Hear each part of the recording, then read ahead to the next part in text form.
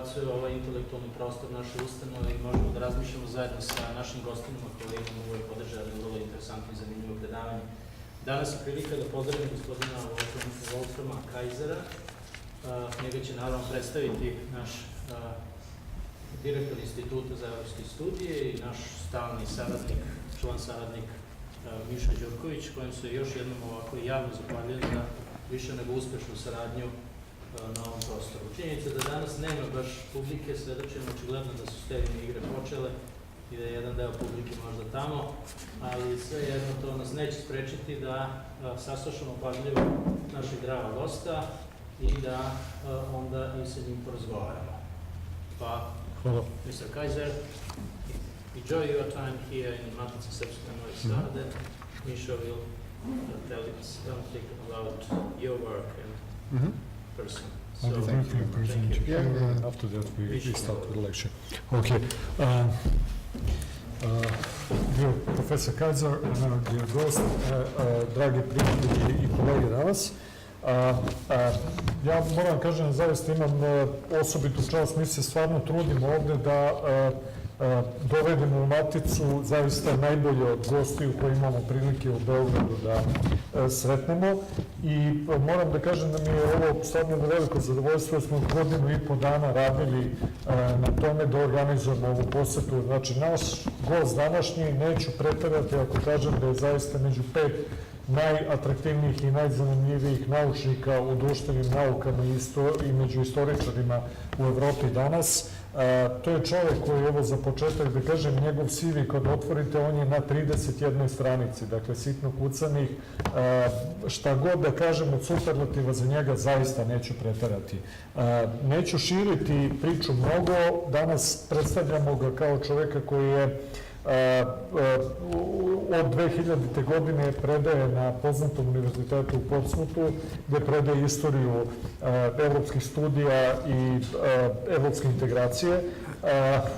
Ove godine će biti gostujući profesor na poznatom Evropskom institutu u Firenci, živi u Düsseldorfu gde je njegova porodica i tako dalje. U svojoj bogatoj karijeri, on je rođen 1966. godine, dakle, radio je, ja moram da kažem da je prošao sva najznačajnija akademska mesta s jedne strane, ali s druge strane radio u Bundestagu, u Evropskoj komisiji, u raznim praktičnim stvarima koje su takođe vezane za evropske integracije. Dakle, o njemu stvarno bi mogli jedno 3 dana da pričamo. Ja ću ovdje pomenuti, međutim, samo njegove najvažnije knjige. To je ono što je najvažnije, dakle, to je jedan zaista fascinantan opus danas. On je, kao što smo i stavili na najavi, najveće ime za pitanja hrišćanske demokratije i Evrope i evropskih integracija posle Drugog svjetskog rata iz one stvarne perspektive, a ne ove ideološke iz koje smo danas čuli. Ja ću samo navesti neke od njegovih najvažnijih i najznačajnijih ili zbornika ili knjiga koje je uredio. Recimo, Christian Democracy and the Origins of European Union, dakle, hrišćanska demokratija i izvori ili poreklo Evropske unije iz 2007. to je monografija. Onda recimo sa profesorom Šotom 2014. Writing Rules for Europe, dakle, pisati pravila za Evropu o normativizmu u razvoju evropskih integracija vezano za delovanje kartela, lobija i raznih drugih društvenih grupa. Onda je još jedan zanimljiv projekat Exhibiting Europe in Museums zajedno sa Krankenhagenom i profesorkom Pers iz 2014. Vrlo zanimljivo praćenje toga kako se danas predstavlja istorija Evrope preko muzeja, kako se grade takozvani narativi, kako ko govori o svojoj prošlosti u Evropi. Zatim, recimo, knjiga o komparativna istorija proširenja Evropske unije, koja je 2014. godine 2004. godine sa profesorom Novi to objavio. Ono po čemu ga ja najviše znam, i to su zaista klasične knjige, to je 2 zbornika koja su se pojavila 2004. Jedan sa Helmutom Vonatom, politički katolicizam u Evropi između 1918. i 1945. I kao drugi tom ove produkcije, to je Christian Democracy in Europe since 1945, dakle, hrišćanska demokratija u Evropi od 1945. zajedno sa Michaelom Gellerom. Te 2 knjige zaista čine klasičan pregled ono što je hrišćanska demokratija ili razvoj političkog katolicizma, kako su oni rekli posle Drugog svjetskog rata. Onda tu je recimo još par naslova i evo završit ću sa time, kulturni ratovi, sekularno-katolički konflikt u 19. Evropi zajedno sa Christopherom Clarkom, australijskim profesorom koji je nama poznatiji po knjizi Mesečari iz 2014. godine. I jedna knjiga koja je meni isto jako zanimljiva, nadam se da ću uspeti da je pročitam, to je Using Europe and Using the Europeans, Britain and European Integration od 1945-1943, da te upotreba Evrope i zloupotreba Evropljana na neki način, Britanija i evropske integracije od 1945. i 1963. koje je objavljena 1997. godine. O tome njegovom opusu, uređivanju različitih temata u časopisima moglo bi 3 dana da se priča. Ja ne bih više oduzimao vremena i zaista bih ga zamolio danas da nam iznese jednu od tema na kojima radi i koje je vezano za ova njegove istraživanja uloge hrišćanske demokratije u evropskim integracijama posle Drugog svjetskog rata. I have tried to briefly present your basic of your work. Anyway, thank you very much, and please, the floor is yours. Yes, thank you very much for inviting me to this prestigious and beautiful institution. It's the first time for me to be in Novi Sad, so I'm really pleased and happy to be here and to be able to speak to you. As you will know from the fact that the title of my lecture is in English, unfortunately I'm not capable of speaking or understanding Serbian, although I did understand a few things that you did say, but they were mostly the English titles of my books. Thank you very much for the very kind introduction. I'm sure that the praise was exaggerated, but I'm grateful for that. So what I'm going to talk about today... Just briefly to translate that. Yeah.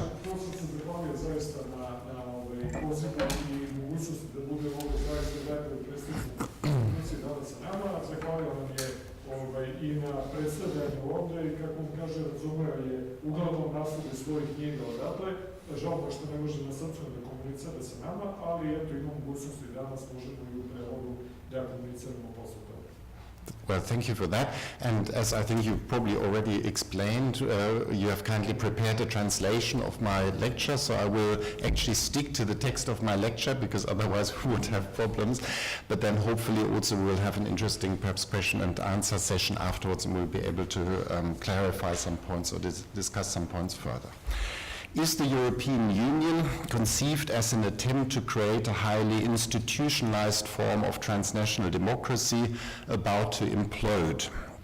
Its enemies are certainly hopeful, if not already jubilant. Sympathetic observers are also increasingly mindful that the European Union could indeed come apart. Thus, in a recent article for the left liberal Guardian newspaper in the United Kingdom, George Soros, the Hungarian-born American philanthropist, warned that European leaders appeared to issue statements and pass regulations doing business as usual, this at a time when no one was listening to them anymore.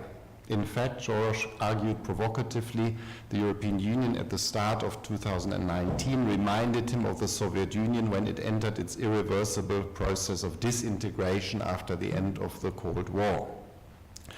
Soros is, of course, a great supporter of European integration in the EU. His contribution to the debate was intended as a kind of wake-up call to Europeans to stem the tide of nationalism, a tide that seemed to be swelling in advance of the elections to the European Parliament that took place last Sunday, yesterday, or on Thursday in the United Kingdom. Soros was especially critical of traditionally pro-European transnational political groups like the European People's Party as a center-right political formation. He alleged that it had sold its European soul to accommodate the likes of the Hungarian Prime Minister Orban and his Fidesz party, and all of this just to secure positions of power in the European Parliament and the wider European Union. Douglas Murray, a Scottish author, recently published a book about his travels across Europe and conversations with ordinary Europeans. We Europeans, he concluded, are in the process of committing collective suicide, sacrificing some 70 years, and of course in this sense he was only talking about Western Europe, sacrificing some 70 years of peace and prosperity in Western Europe. Paraphrasing the title of the Australian historian Christopher Clark's book about the outbreak of the First World War, he believes that we Europeans are sleepwalking into unpredictable chaos. Chaos that could take the shape of anything from economic protectionism to outbursts of extreme nationalism and violence, and the collapse of our institutions in the European Union and its member states. or, for that matter, war in one form or another. In fact, the German conservative national daily newspaper Frankfurter Allgemeine Zeitung recently asked, only half-jokingly, exempting the Balkans for obvious reasons, have we had no war for too long already? In Western Europe, we may still find it difficult to imagine shooting at each other again. However, the phenomenal Brexit chaos in the disunited kingdom tells us that war rhetoric in Europe has at least reached new heights, or should I say depth of dangerous stupidity. As you may recall, many moons ago, David Cameron, then Prime Minister of the United Kingdom, promised to call a referendum about an apparently easy question, to be in or to be out. This with the only objective to remain Conservative Party leader and Prime Minister. Similarly, his successor's only objective was to keep her party together and remain Prime Minister, whatever the impact of whatever Brexit on the lives of the British people. European democracy is clearly in a state of acute crisis once again. Many European citizens feel that the people, however ill-defined, no longer rule, and they see traditional elites as a bunch of self-serving technocrats without a vision or ability to act decisively. The European Union, as an attempted transnational incarnation of democracy in an age of globalization, has come under especially sharp attack from both the left and the right, who are using more and more vitriolic anti-European nationalist rhetoric, perturbing to defend national democracy. Italy is at the forefront of this movement. Only those who have grown up in the collective amnesia about Mussolini in this country after 1945 would fail to recognize the decidedly fascist style and rhetoric of Matteo Salvini from the Lega, who seems to spend more time denouncing other European political leaders or countries than addressing Italy's grave domestic problems, and who almost rivals Trump in working closely with dictators like Putin. In these disturbing contemporary circumstances, I would like to discuss in my lecture what I consider to be the three main strands of visions and practices of governing or ruling Europe, which have shaped attempts at creating a transnational democracy of sorts in Western Europe after 1945, all of which, of course, have long-term roots before the First World War. It seems to me that understanding these strands and resulting trajectories is especially important if we want to overcome the continuing West-East divide in Europe over these experiences and related memories. The three strands are first, the struggle for what I call executive autonomy, which was deeply embedded in what my Dutch co-author Johan Schrott and I in our 2014 book, which Misha just mentioned in his introduction, Writing the Rules for Europe, have called Technocratic Internationalism.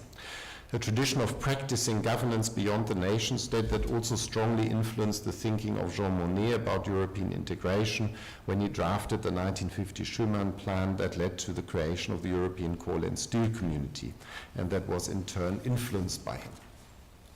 Second, practices of neo-corporatist cooperation and consensus seeking that dominated transnational industry cooperation as well as industrial relations in many European countries for a very long time. Practices that have also shaped institutional politics in what is now the European Union.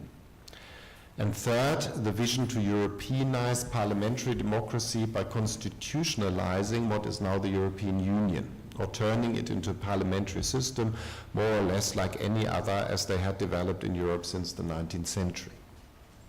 We'll discuss these three visions and practices in turn, and in conclusion I aim to show how each one of them has impacted on attempts to create a transnational European democracy, and how they might in fact have contributed to the far more aggressive contestation of European Union, union here spelled with a small u, at a time when contemporary vitriolic attacks on the European Union with a capital U as an organization increasingly only serve as a smokescreen for opposition to almost any form of structured cooperation in Europe. By the time of the creation of the European Coal and Steel Community in the early 1950s, Technocratic Internationalism had created a long-term trajectory for international practices. This trajectory strongly influenced Jean Monnet, who was the first head of the high authority of the European Coal and Steel Community. following his own initiative to set up technocratic Franco-British bodies in London to coordinate the Allied effort in the First World War, Monet represented France on many of them, including the Allied Maritime Transport Council created in 1917, which divided up Allied shipping tonnage to shorten the war. Monet's experience in London during the war had major repercussions for his thinking about European cooperation. His objective was never a particular institutional form, supranational or otherwise, but to achieve the highest possible degree of autonomy for effective informal and what he thought of as rational cooperation.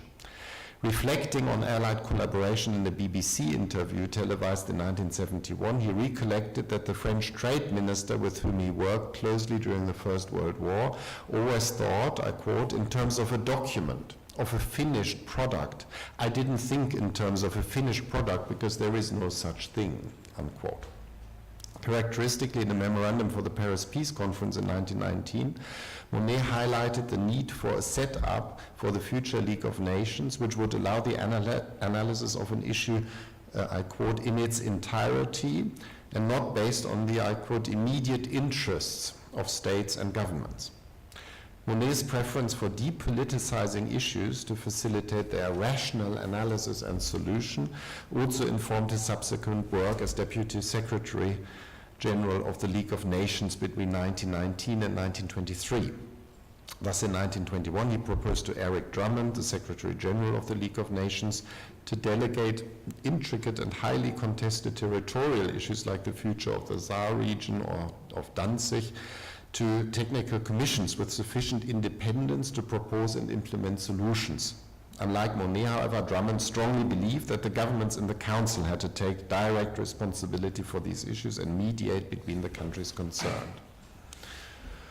Although Monet disagreed with Clémentel's, the trade minister's, strong emphasis on the need for formalization and institutionalization, he largely shared the French trade minister's preference for new forms of economic policy and planning as a second lesson learned from the First World War experience. The war effort induced new forms of domestic state intervention and planning, as well as Allied cooperation. Monet favored such, in the French political context, radical socialist solutions. He supported Clémentel in his proposal to the Paris Peace Conference for a new European economic order. This order would have allowed the continuation of at least some of the wartime governance institutions and practices, but it was rejected by the Allied governments in April 1919. Allied cooperation during the First World War was fraught with difficulties from the start, however, an experience that made Monet more determined to seek greater autonomy and independence for executive governance in the future. To begin with, the French and British governments entered into the more intensified cooperation only under the extreme pressure of external shocks, such as the disastrous harvest in 1916 and the renewed unlimited submarine warfare declared by the German Reich on the 31st of January 1917. Even when this intensified cooperation was agreed, it was still overshadowed by strong bureaucratic and national rivalries, which severely complicated the work of Monet and his colleagues. To begin with, the British could rely on their huge empire and merchant fleet for the provision of goods. As a result, they were in a much stronger bargaining position than the French. In line with British public opinion, the British government was very reluctant to concede equality to France in any bilateral cooperation.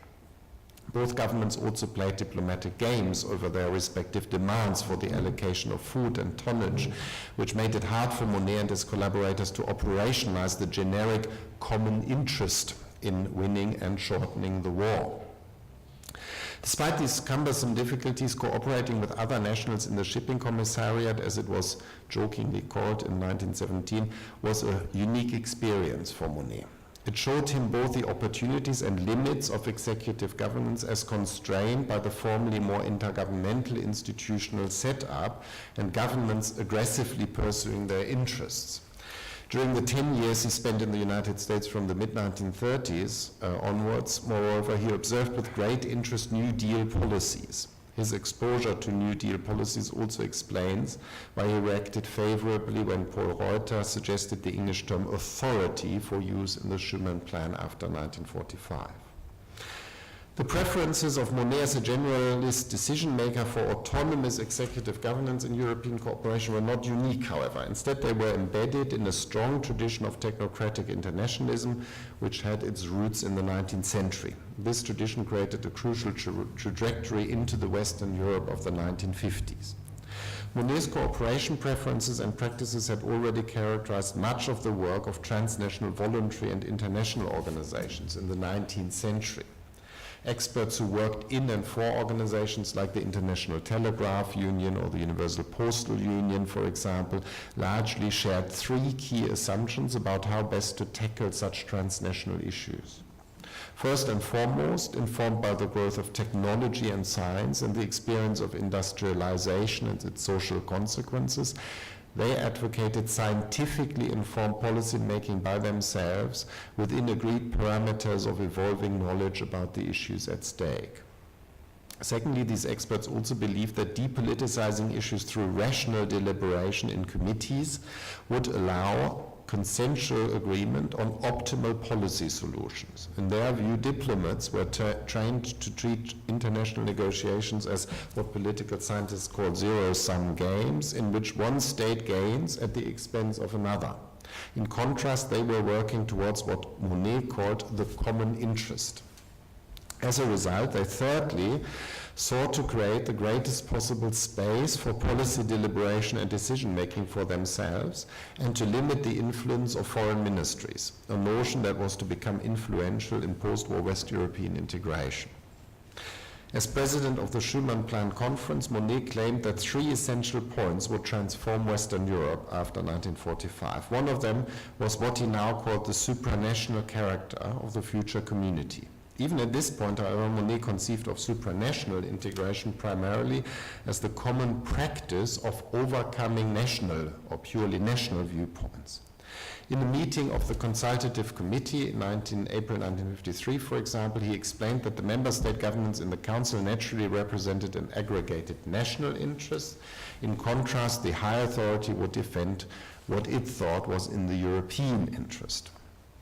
Actually, Monet told the members of the tripartite consultative committee, which had no decision-making functions at all, that it too was such a supranational institution. As a result, it should strictly avoid drawing on the support of biased experts from national companies, associations, and trade unions for their deliberations. Such consultation already entailed the danger of mixing the interests of the community and those of individual social groups. Monet justified his chaotic working methods at the helm of the high authority with the need, I quote, to teach my staff to think along European instead of national lines, unquote. In February 1953, he claimed that he would only need 4 months for this task. Then, I quote, a basic transformation of European life and history will have been effected. Quite ambitious, you would say.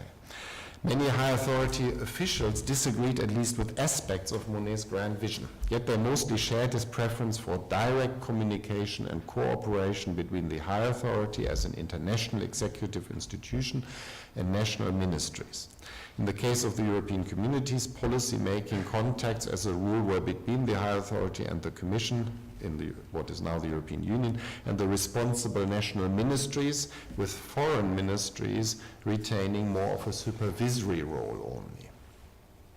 Now coming to the second section or second vector that I'm talking about, neo-corporatist forms of cooperation. The second governance vision and practice derived from transnational business cooperation and spilled over into national and European level consultation and consensus seeking between state institutions and societal groups. Transnational cartel practices characterized the European coal and steel industry since the late 19th century already. Cartels favored informal over formalized cooperation and sought to maximize industry influence and minimize what companies regarded as interference by governments. As reflected in the initial skepticism of steel companies towards the Schuman Plan, this tradition sat uneasily with Monet's attempt to build a new kind of formal institution with the higher authority with strong legal powers. However, both were connected through the shared belief in autonomy and rational decision-making by experts. In interwar Europe, advocates of cartels increasingly sought to legitimize them as more than just economic policy tools for avoiding what they called wasteful competition. Thus, Arthur Salter, Monet's close collaborator in the Shipping Commissariat in the First World War, who headed the League's economic and financial section from 1920 to 1931, argued in a 1932 book that cartels, I quote, cut across national frontiers and help to eliminate them as factors of the world's economic life and competitive struggle. They thus create interests and forces which still tend to counteract the competitive nationalism which is the world's chief danger, unquote.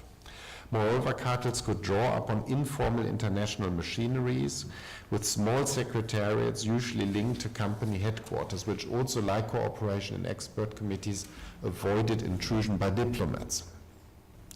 The political rationalization of transnational cartels as forces for peace also influenced the cartel debate in the League of Nations during the 1927 World Economic Conference and its aftermath. The main conflict line in the conference's industrial committee separated representatives of private companies and business associations who were broadly supportive of cartels and experts from the International Labour Organization, trade unions and consumer groups who highlighted their dangers and demanded some form of national and international regulation. The claim that transnational cartels could even foster international understanding and peace actually appeared to be borne out by the international steel cartel initiated by the German steel magnate Fritz Thyssen and Emil Mayrisch from Arbet, the Saar-based steel company, who also worked towards Franco-German reconciliation in the Franco-German Information and Documentation Committee set up in 1926. In this case, transnational business and European political cooperation appear to go hand in hand. At the more practical level of managing coal and steel markets, an entire generation of decision makers in the industry became socialized into transnational cartels as the appropriate approach to governing the sector. Moreover, in Western Europe, this notion survived the Second World War. During the war, traditional business links, friendships, and family ties buttressed networks and established patterns of cooperation. By the end of the war, as John Gillingham has observed, I quote, conflicts of interest, management breakdowns, and different national loyalties, unquote, had failed to undermine the tradition of cooperation in the West European heavy industry. Unlike Salter, Monet viewed cartels critically and facilitated the inclusion of anti-cartel articles into the Coal and Steel Community Treaty. He also managed to avoid the appointment of obvious industry lobbyists as members of the high authority. Heavy industry influence at national level was far more pervasive, however. Moreover, the steel industry secured transnational influence on the coal and steel community policy making in two important ways. First, it largely controlled the hiring of industry experts for key high authority departments. Secondly, industry consultation was very close also in the consultative committee. Although it had mixed membership, including representatives from the trade unions and steel consuming industries, the steel industry delegates had closer networks, enjoyed longer mandates, and were able to dominate the institution. The committee had consultative rights on paper only. In reality, relations not only between national governments but also the high authority and steel producing interests were very close. When he took part in meetings of the consultative committee, Monet regularly highlighted that its members were appointed in a personal capacity, that they should never adopt a national viewpoint, and that the high authority was interested in their knowledge and ideas, and that as a result, they should not bother with internal regulations or voting procedures, but keep their work and cooperation with the high authority officials as informal as possible. Contrary to Monet's preferences, however, the consultative committee quickly began to involve experts from companies, national associations, and trade unions. It also adopted elaborate internal regulations and voting procedures and practices. Moreover, the high authorities' links with business interests were so close that it effectively delegated some decision-making to the consultative committee. This concerned, for example, the allocation of European co-funding for research. The cooperative cartel tradition, therefore, became embedded in European governance through the high authority staff policy, with hiring of industry experts effectively controlled by coalescing national governments and industry associations, as well as through industry influence via the national route and the consultative committee. Far from implementing a more forceful competition policy, the high authority actually fostered the reconcentration of the German and European steel industry. The institution's economic growth ideology of achieving productivity gains through concerted action in practice actually required close collaboration with the industry, which Monet had initially sought to avoid. The high authority also made no effort to stamp out the cartel tradition more thoroughly. From the 1960s onwards, ordo-liberal notions of competition slowly gained ground in the European community. But as Laurent Vallozé and others have shown, it took a very long time for them to have any impact on policy making and legal decision making in the 1970s and 1980s. Now coming to of transnational democracy, transnational governance, constitutionalizing European integration. Not just Charles de Gaulle, from his particular nationalist perspective, criticized European technocracy. In April 1960, for example, Hans Voller, the German president of the European Parliament, warned against overbearing bureaucracies that could develop technocratic lives of their own. For him and many others, European integration had to develop a political system with the European Parliament with full budgetary and legislative powers that would also control the European government of states. This view amounted to the third vision and practice in post-war Europe, working towards the Europeanization of parliamentary democracy by constitutionalizing what is now the European Union.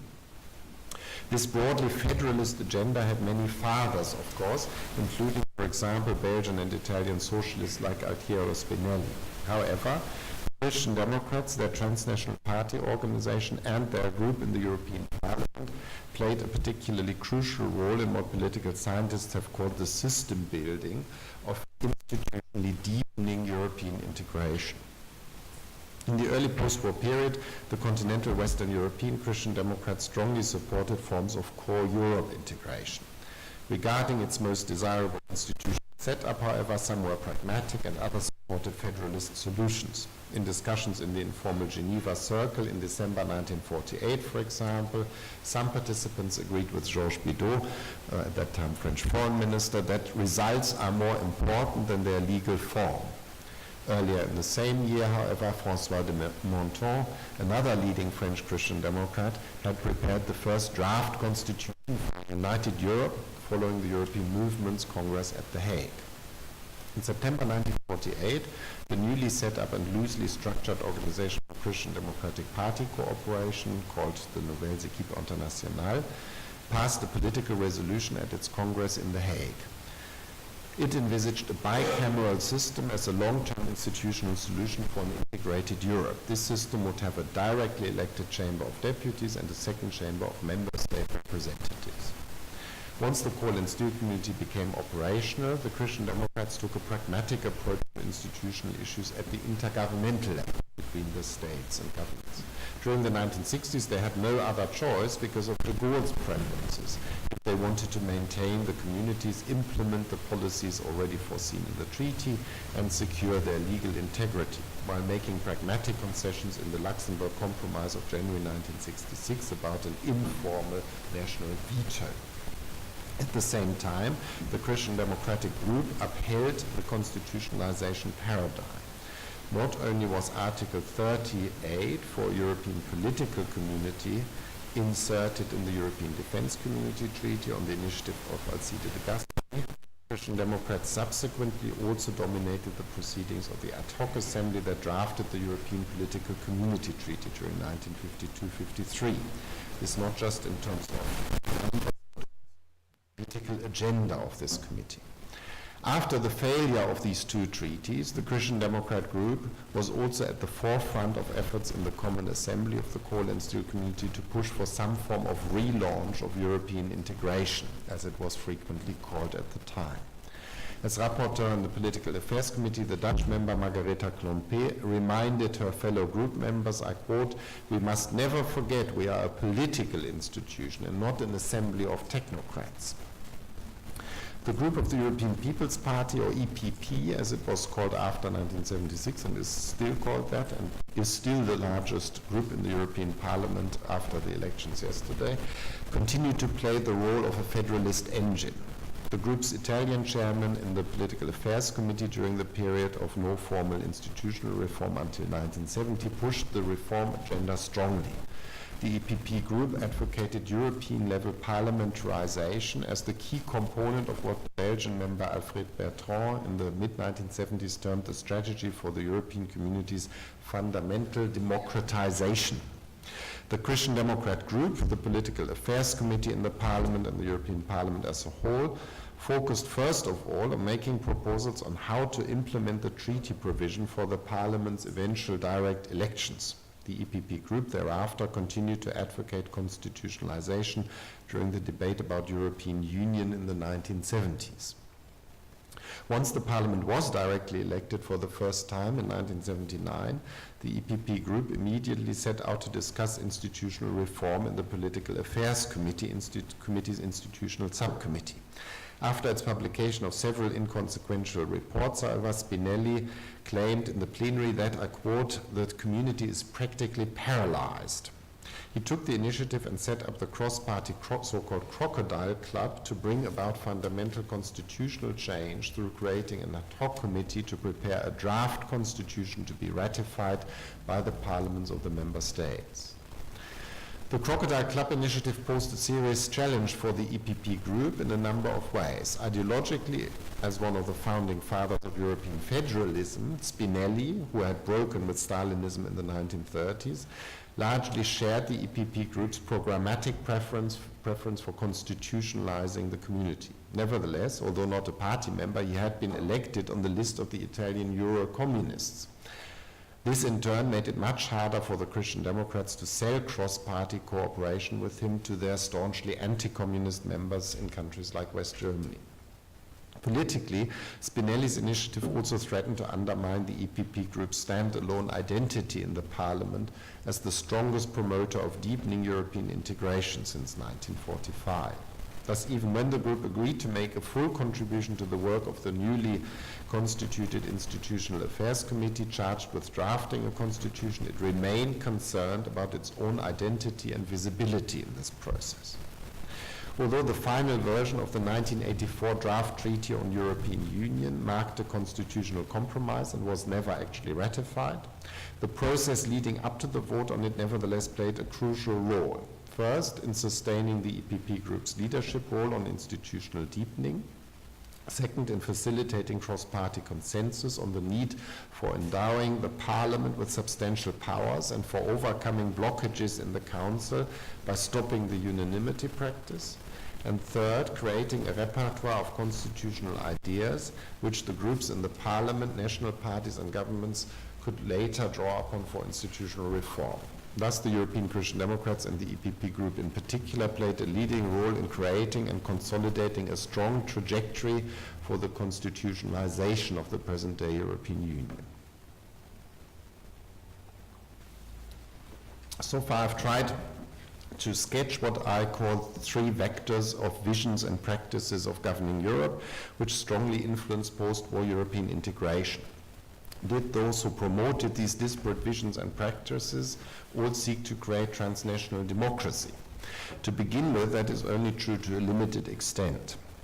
Monet, for example, was primarily interested in what the German Chancellor Helmut Kohl later described as what comes out at the back, or the result of a European-level policy and decision-making process which had to emerge from the pooled knowledge of independent generalists and experts in a European executive and their definition of what was in the common interest of all. Did Monet give much thought to the quality of democracy at the new European governance level? Most certainly not. In fact, his original plan did not even include a provision for a parliamentary assembly.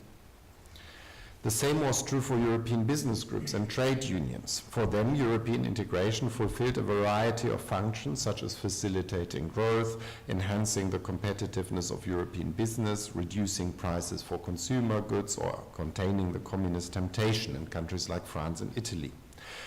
This in addition to these groups' broader interest in peace and stability and so on.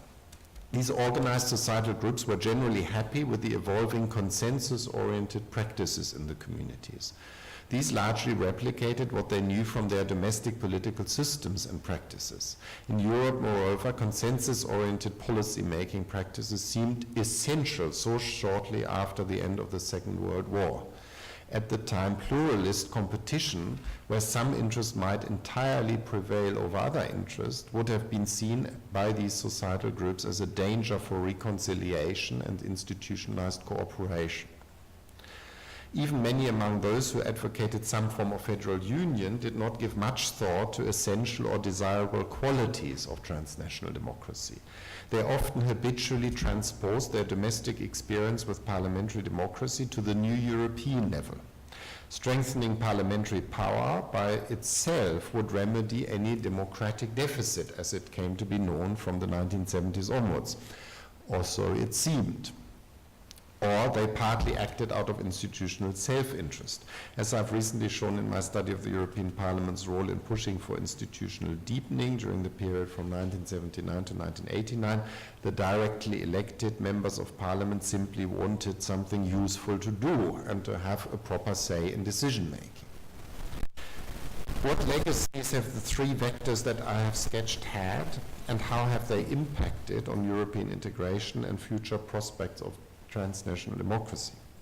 To begin with, the drive for executive autonomy certainly had a lasting impact on the institutional identity of the European Commission. The Commission collectively has traditionally believed in the notion that it, and only it, knows what is in the common European interest, or in the interest of all.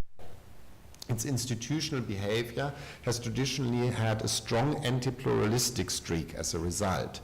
The overriding objective is, from this perspective, to identify the best policy option and then to gain the support of the Council and, these days, the Parliament for it. In contrast, the Commission has always regarded the drive towards what political scientists have called input legitimacy through the wide involvement of societal interest and citizens in policy making with great skepticism, although it might have paid lip service to it. For it, output has always trumped input. This approach fitted perfectly with the post-war modernization paradigm and the widespread belief in technocratic policymaking.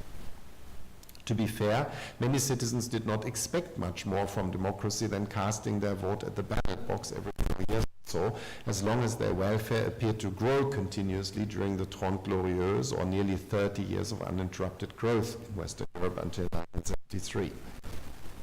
In times when many citizens demand greater involvement in politics nowadays, which is much more challenging at transnational European level, and politics is becoming more political once more, the European Commission has become an easy target for criticism. Criticism that in essence de Gaulle already leveled against it nearly 60 years ago, of its technocratic approach of depoliticizing politics, following Monet, and its lack of popular legitimacy.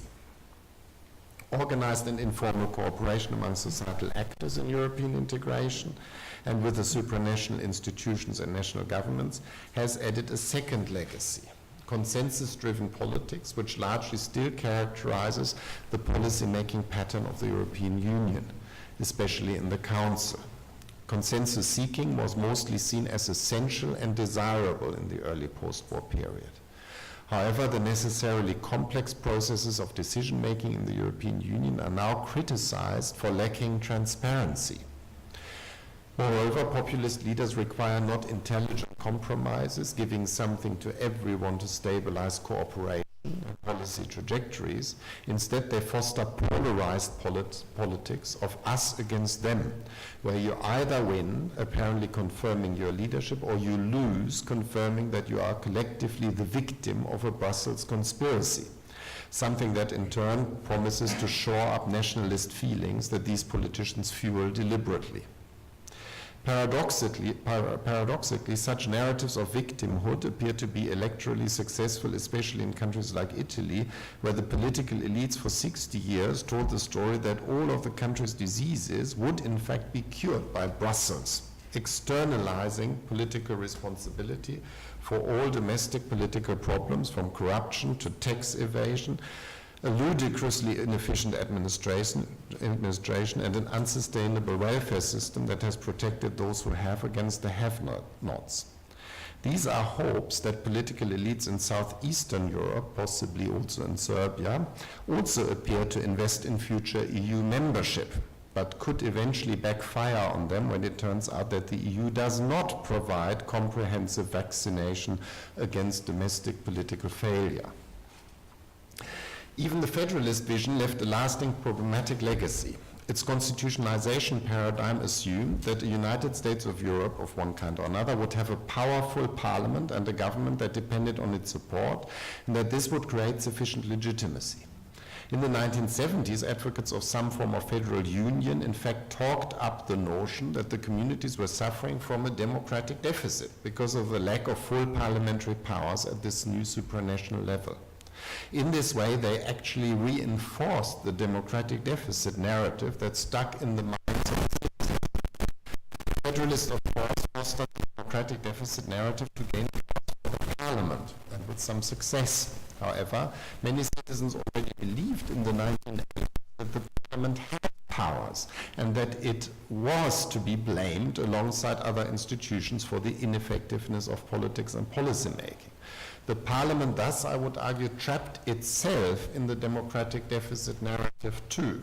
Arguably, moreover, the deficit, inasmuch as it did exist, also encompassed the insufficient national level parliamentary control of executive policy making by the governments in Brussels.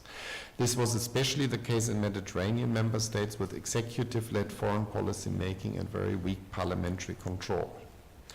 In the 1970s and 80s, in other words, federalists had insufficient understanding of the necessary dual legitimation of community politics, both at the national and at the European level. With the member states striking back in the course of the financial crisis and the rise of populism across Europe, the lack of national level control and legitimacy has become a huge problem for the European Union. In conclusion, I would like to plead for historicizing the debate about transnational European democracy. We need to understand visions and practices of governance and democracy in their time-specific context and problematize the legacies they have left for the European Union of the 21st century. This is not to deny the enormous historical achievements of post-war Western European integration. Foremost among these achievements is the moderation and transnationalization of political rhetoric. Many community member states experienced quite dramatic domestic political polarization in the post-war period. This also impacted to some extent on European integration, such as when the German Social Democratic opposition leader Kurt Schumacher called Chancellor Konrad Adenauer the Chancellor of the Allies for his support of the coal and steel community. Or when French communists denounced Foreign Minister Robert Schuman as the German for his German accent and strong support for the Western integration of the Federal Republic of Germany. Actually, the fact that men in grey suits negotiated European integration after 1945 was a blessing, not that it would not have been desirable to have more women involved, but in this regard European institutions merely reflected national politics. Rather, because their transnational political rhetoric marked a wonderful change from the extreme nationalism of charismatic leaders like Hitler and Mussolini. At the transnational level, post-war European integration created positive and even importantly affectionate narrative of reconciliation, an emotive narrative of reconciliation that helped cool down tensions and fostered a spirit of cooperation. It is this narrative, almost more than the European Union as its institutionalized embodiment, that populist leaders in contemporary Europe despise. They employ naked lies to attack their domestic opponents and their neighbors and to discredit European cooperation, such as when Marine Le Pen in France recently claimed that Alsace-Lorraine would soon be occupied by Germany again, just because French President Emmanuel Macron supports German and French language acquisition on either side of the border with Germany. We are currently facing a major crisis of democracy in which the European Union is an easy target.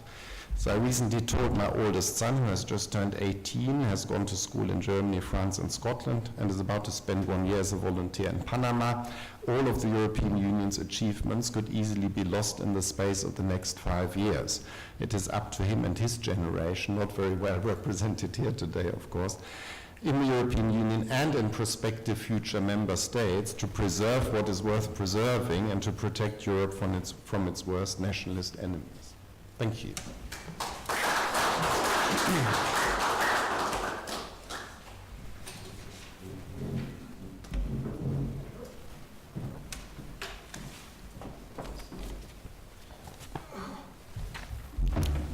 Okay, thank you very much.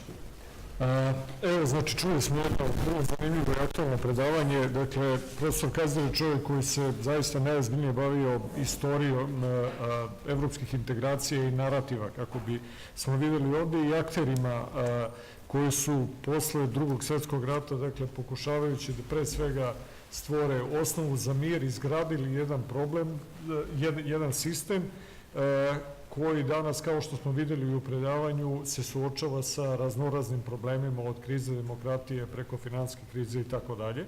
I vrlo je zanimljivo, dakle, ovde što ga danas imamo upravo par dana posle evropskih izbora, dakle, tako da možemo sad u debati da ga pitamo šta se s ovim projektom danas dešava i kuda će ići. Dakle, imamo dosta prostora i za debatu. Izvolite. This is our colleague Mihail Antolovic, who is actually did a wonderful PhD on Friedrich Meinecke, the only one in this area. Actually, I'm very good historian with German building, basically. Born in Germany, by the way.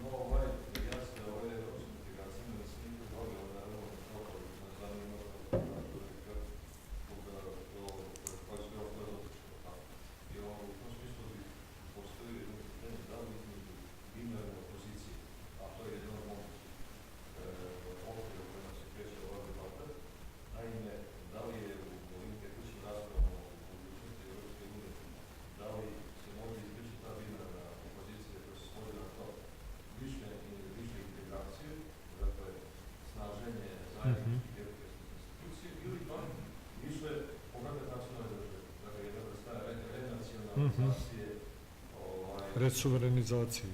Resuverenizacije.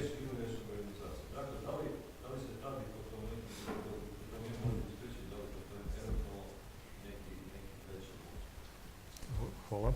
So, Michael said,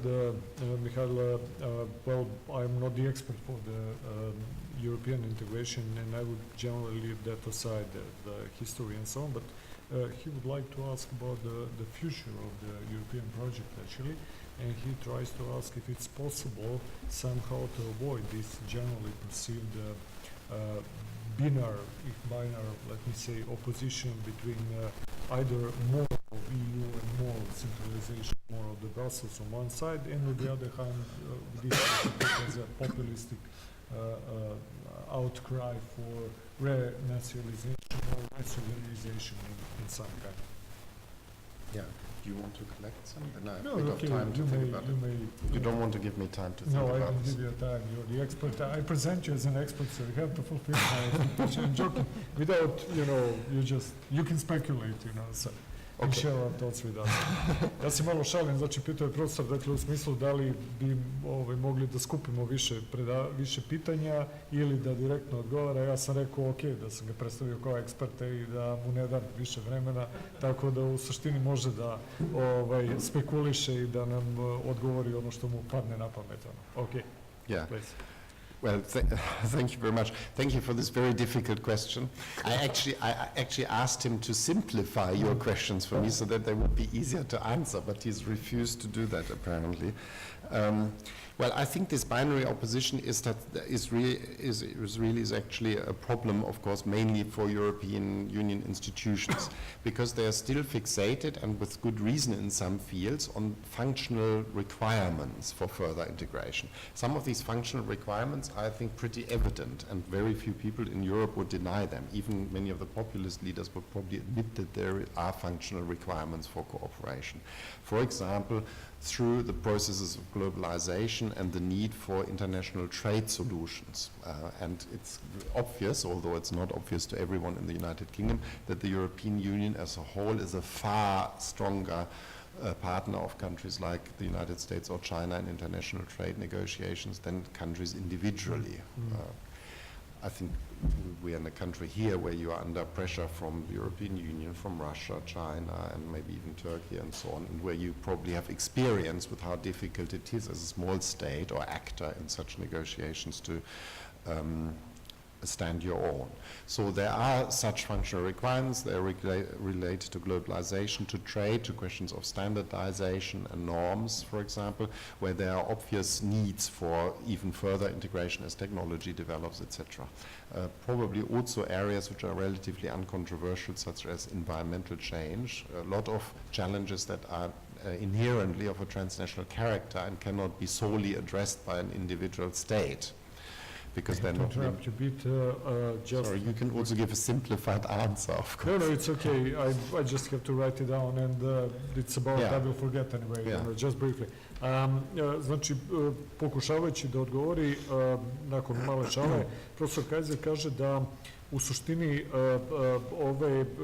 binarna opozicija sama po sebi jeste naravno problem, ali ona pre svega vezana za ono što radi institucije i na fokusiranost Evropske komisije, dakle na institucije koje su usredsređene na funkcionalističke zahteve i rešavanje problema. Dakle, i kaže da recimo ono što on na što ukazuje, to su stvari gde čak i populistički lideri u suštini nemaju ništa protiv. On naravno navodi pre svega pitanje globalizacije i rešavanje trgovinskih problema koje Evropa ima sa drugim partnerima, pa tako recimo dakle odnosi sa Kinom i Rusijom. Naravno mnogo je lakše svima da pregovaraju kao deo Evropske unije nego u pojedinačnom, pa je između ostalog rekao, evo kao i Srbija je mala država koja ipak kad pregovara sa velikom Kinom i Rusijom, dakle, nema mnogo prostora, možda bi lakše bilo kao neke velikog prostora i to u Evropi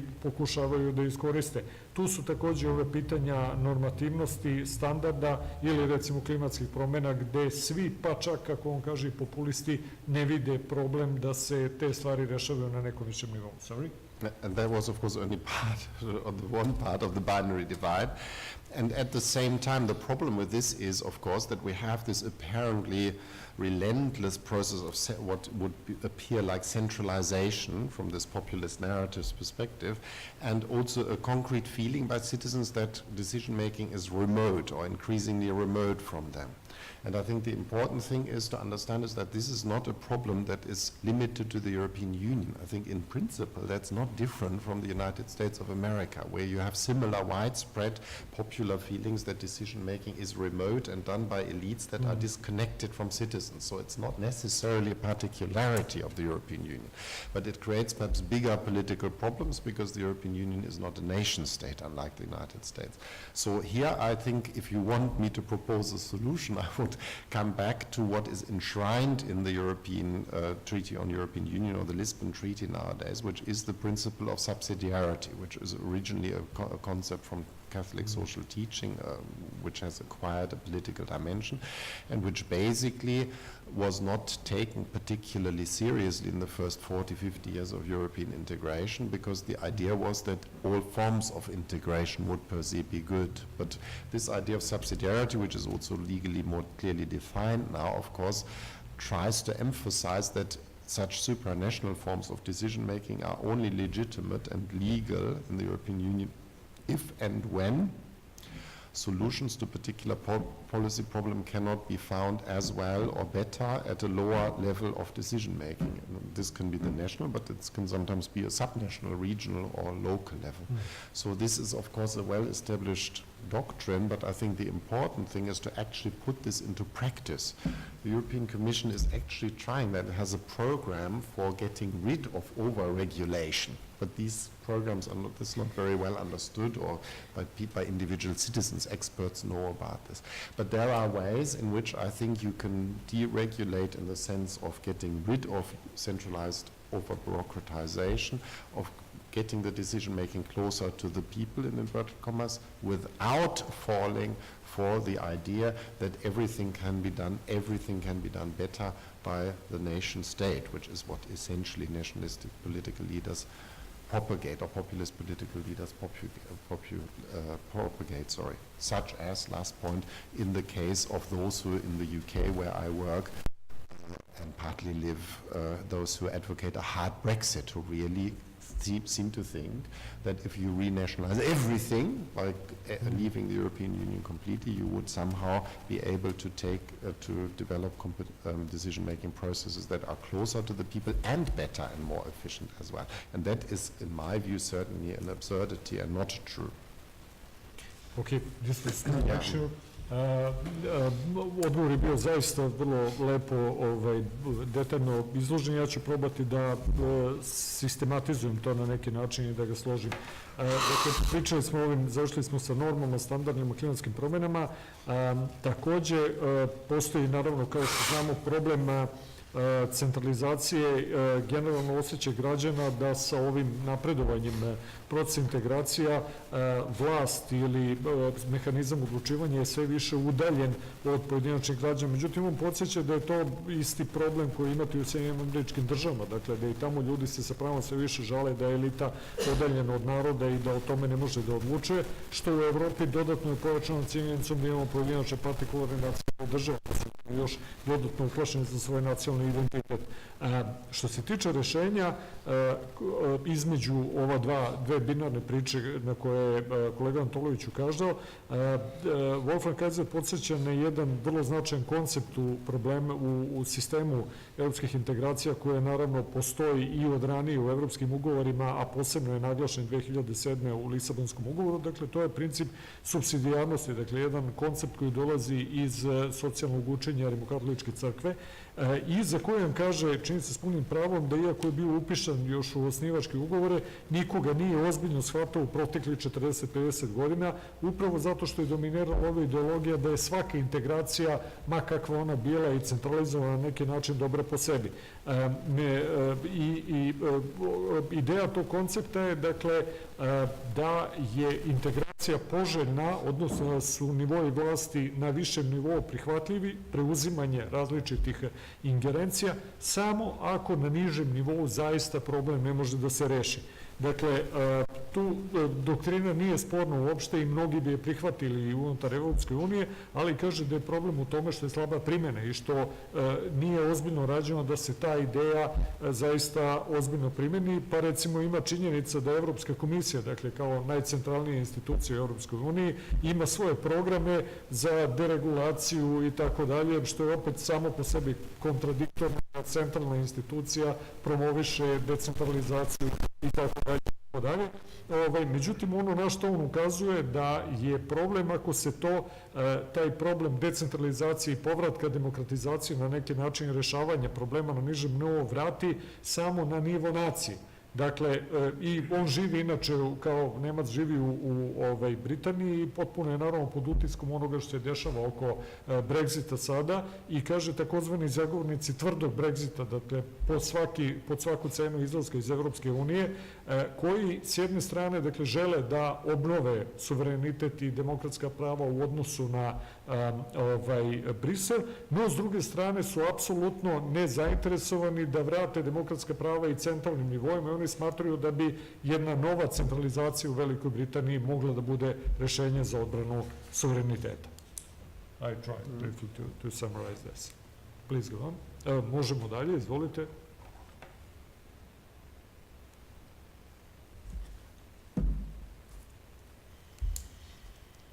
Ima li pitanja?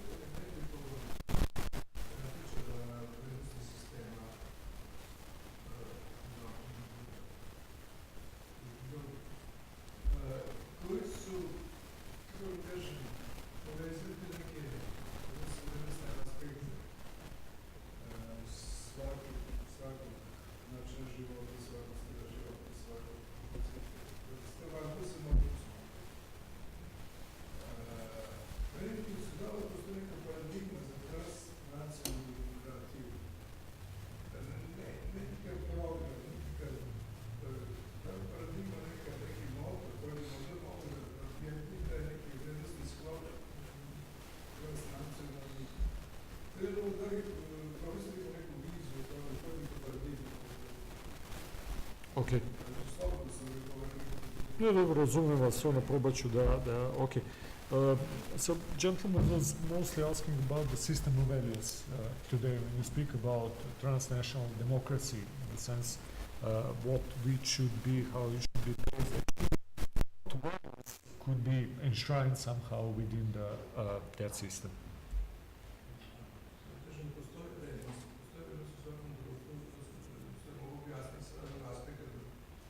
Razumem, ok. Postoje neki, kako bih rekao, motor, paradigma, neki, ne znam, ne kažem kao parolu ili kao slog, ne slog, mislim, nešto što bi moglo da bude osnovac za razmišljanje o transnacionalnoj demokratiji. Okay, ideas, values, how to base actually today transnational democracy somehow. So the question is not about how this is done. Okay. Postoje napisi da radi zaista na to toliko slučajno da se ne može ući, naravno, ne mogu doći u toliko neku funkcionalnu analizu, ali te pristupa su mi prilike jasne. Evo, ok, ajde da pustimo čovjeka. Da, ok. Okay.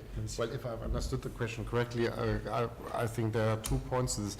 The first one would be that in the context of the European Union or any form of transnational context, what we can only do, I think, is to institutionalize a set of norms that are largely procedural more than substantive. So, for example, those norms that are already, of course, institutionalized in the European Union relate to the protection of the or implementation of the rule of law, protection of human rights, to the principle of democratic election and processes from the bottom up, and similar largely procedural norms, if you like, that are constitutive for a pluralistic form of political system.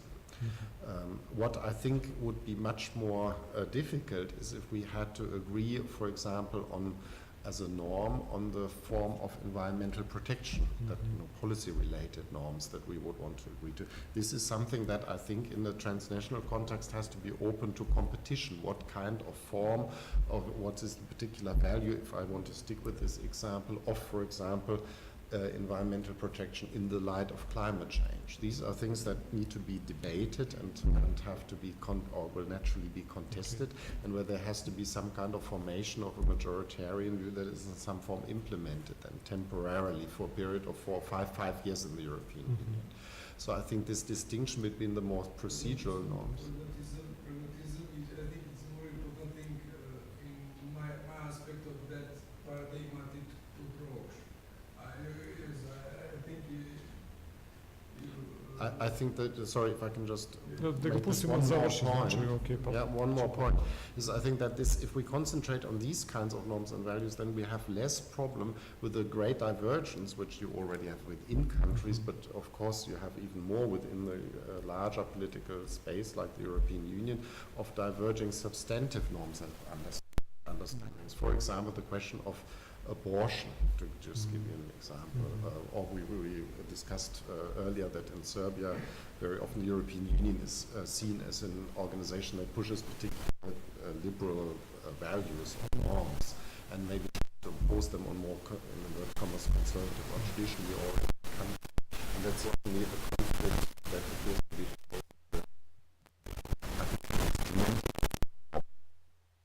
purposes. But so then I think it's easier to accommodate divergences of norms and traditions in substantive terms in areas of social policy, for example, which are in any case largely still nowadays national level competence. And to allow this divergence and pluralism in the European Union, I think, is essential for allowing the cohesion on these procedural norms, which the European Union has fixed, which were originally in the Copenhagen criteria and are now in the Lisbon Treaty. Okay. Dakle, ono u odgovoru na šta je profesor probao da se usmeri, to je taj, da kažem, na neki način razlika između nekog normativnog proceduralnog nivoa s jedne strane i drugo ono što su sadržaji oko kojih se ljudi jako mnogo spore. I dakle on tvrdi da bi se u Evropskoj uniji, prosto kad govorimo o transnacionalnoj demokratiji i njenoj izgradnji, po njemu mnogo važnije fokusirati se na ono što jeste dostižno, a to je taj proceduralni nivo, dakle stvari kao što su vladavina prava, postojanje nekih osnovnih ljudskih prava koji su prihvaćeni od svuda, onda taj bottom-up pristup, dakle od ozdo ka nagore, što jeste neki demokratski pristup, suprotno centralizaciji koju naravno niko ne voli i tako dalje, i generalne norme, dakle konstitucionalizacije postepene puzajuće jednog prostora, što bi bilo mnogo lakše i prihvatljivo nego sadržajna pitanja, jer sadržajna pitanja u principu zbog tradicija različitih norma i tako dalje, suštinski dele ljudi, iako bi se na sadržajnim nivoima pokušalo da se gradi transnacionalna demokratija, tu kaže na evropskom nivou ne bi se mnogo šta uradilo. Recimo daje taj primer oko normi, definisanja normi ili pravila, dakle politike prema klimatskim promenama na prostoru Evropske unije. I tu zaista postoji ogromna velika razlika, ovo ja malo dodajem, ali da razjasnimo, dakle u skandinavskim zemljama gde je nivo nužne zaštite mnogo veći onoga što je evropski prosek, od recimo južnih zemalja koje mnogo manje vode računa o tome i koje smatruju da taj viši nivo zaštite klimatske bi faktički podrio osnovu njihovog ekonomskog života, industrije i tako dalje. Moram vam kažem, takve stvari moraju da se rešavaju ozbiljnim dugoročnim debatama, dakle da recimo aranžmani koji bi se napravili treba oročiti ih na 5 godina pa onda videti ponovo, dakle da te stvari koje jesu suštinski problematične za ljude treba rešavati, ali sa nekim postepenim otvorenim prostorima za ponovnu debatu i tako dalje. Ključ je posebno u ovoj današnjoj vrlo složenoj i kompleksnoj i sukubljenoj Evropi, dakle po njemu smanjiti unutrašnje sukobe koji su pre svega vezani za sadržajne probleme i tu daje primer recimo abortusa, gde Poljska, Mađarska na primer ima vrlo različite stavove u odnosu na ono što je neki mainstream u levoliberalnoj Evropi, ili ja sam danas pričao naše probleme, pa je on pomenuo danas gde se stalno gura gej parada, ljudi nemaju šta da jedu, a da se ta priča nameće kao negde dominantna i tako dalje, i da u suštini je to odgovor njegov vraćanja na ono što je neki normativna osnova kopenhaških kriterijuma, što jeste jedan set vrednosti koje treba da budu univerzalno prihvaćene, ali izbeći one fundamentalne sukobe da se ne bi raspao ceo sistem. Ok, hvala. Idemo dalje. Kolega Perišić, izvolite. Kako je da se tu nadožimo na ove rezultate izbora koji su ovde, ne znam što, sada mi poprilično veliki utjecaj kako je pedačko ove populiste ili evroskeptika tim prešli u Evropskoj narodne partije, tako s Orbanom. Iako imaju najviše, poslanik Orban ima tu 13. Po nekim čini se smene da 171 praktično evroskeptike u Evropskom parlamentu. Kakve će to posledice imati za budućnost evropske politike i uopšte kreiranja i Komisije, kako se to već? Ok. Mnogo više, dakle imate usput 3 grupacije koje imaju sve zajedno preko 220, 210, 220 koje su vrlo skeptične, plus Orban, plus ovi radikali na levici, vrlo je blizu trećine, dakle, ljudi koji su van konsenzusa u principu. Was that my answer? Yeah, of course, I already answered your question, you know. I just... No, okay, no, I'm joking, of course, you know. Our colleague actually wanted to use your presence here, starting from what we were and speaking about democracy and national democracy at the European level, and following that approach, what would we say now after the results of these elections? So actually, that's why I just added. He said, well, this is the rise of the Eurosceptics in some way, like 70 or something. And I said, no, it's far bigger. So I gave this result in which more or less de facto it's almost 1/3 of the MPs of these different groups, including radical left wing, which is also Mélenchon and the guys who are very skeptical in some way.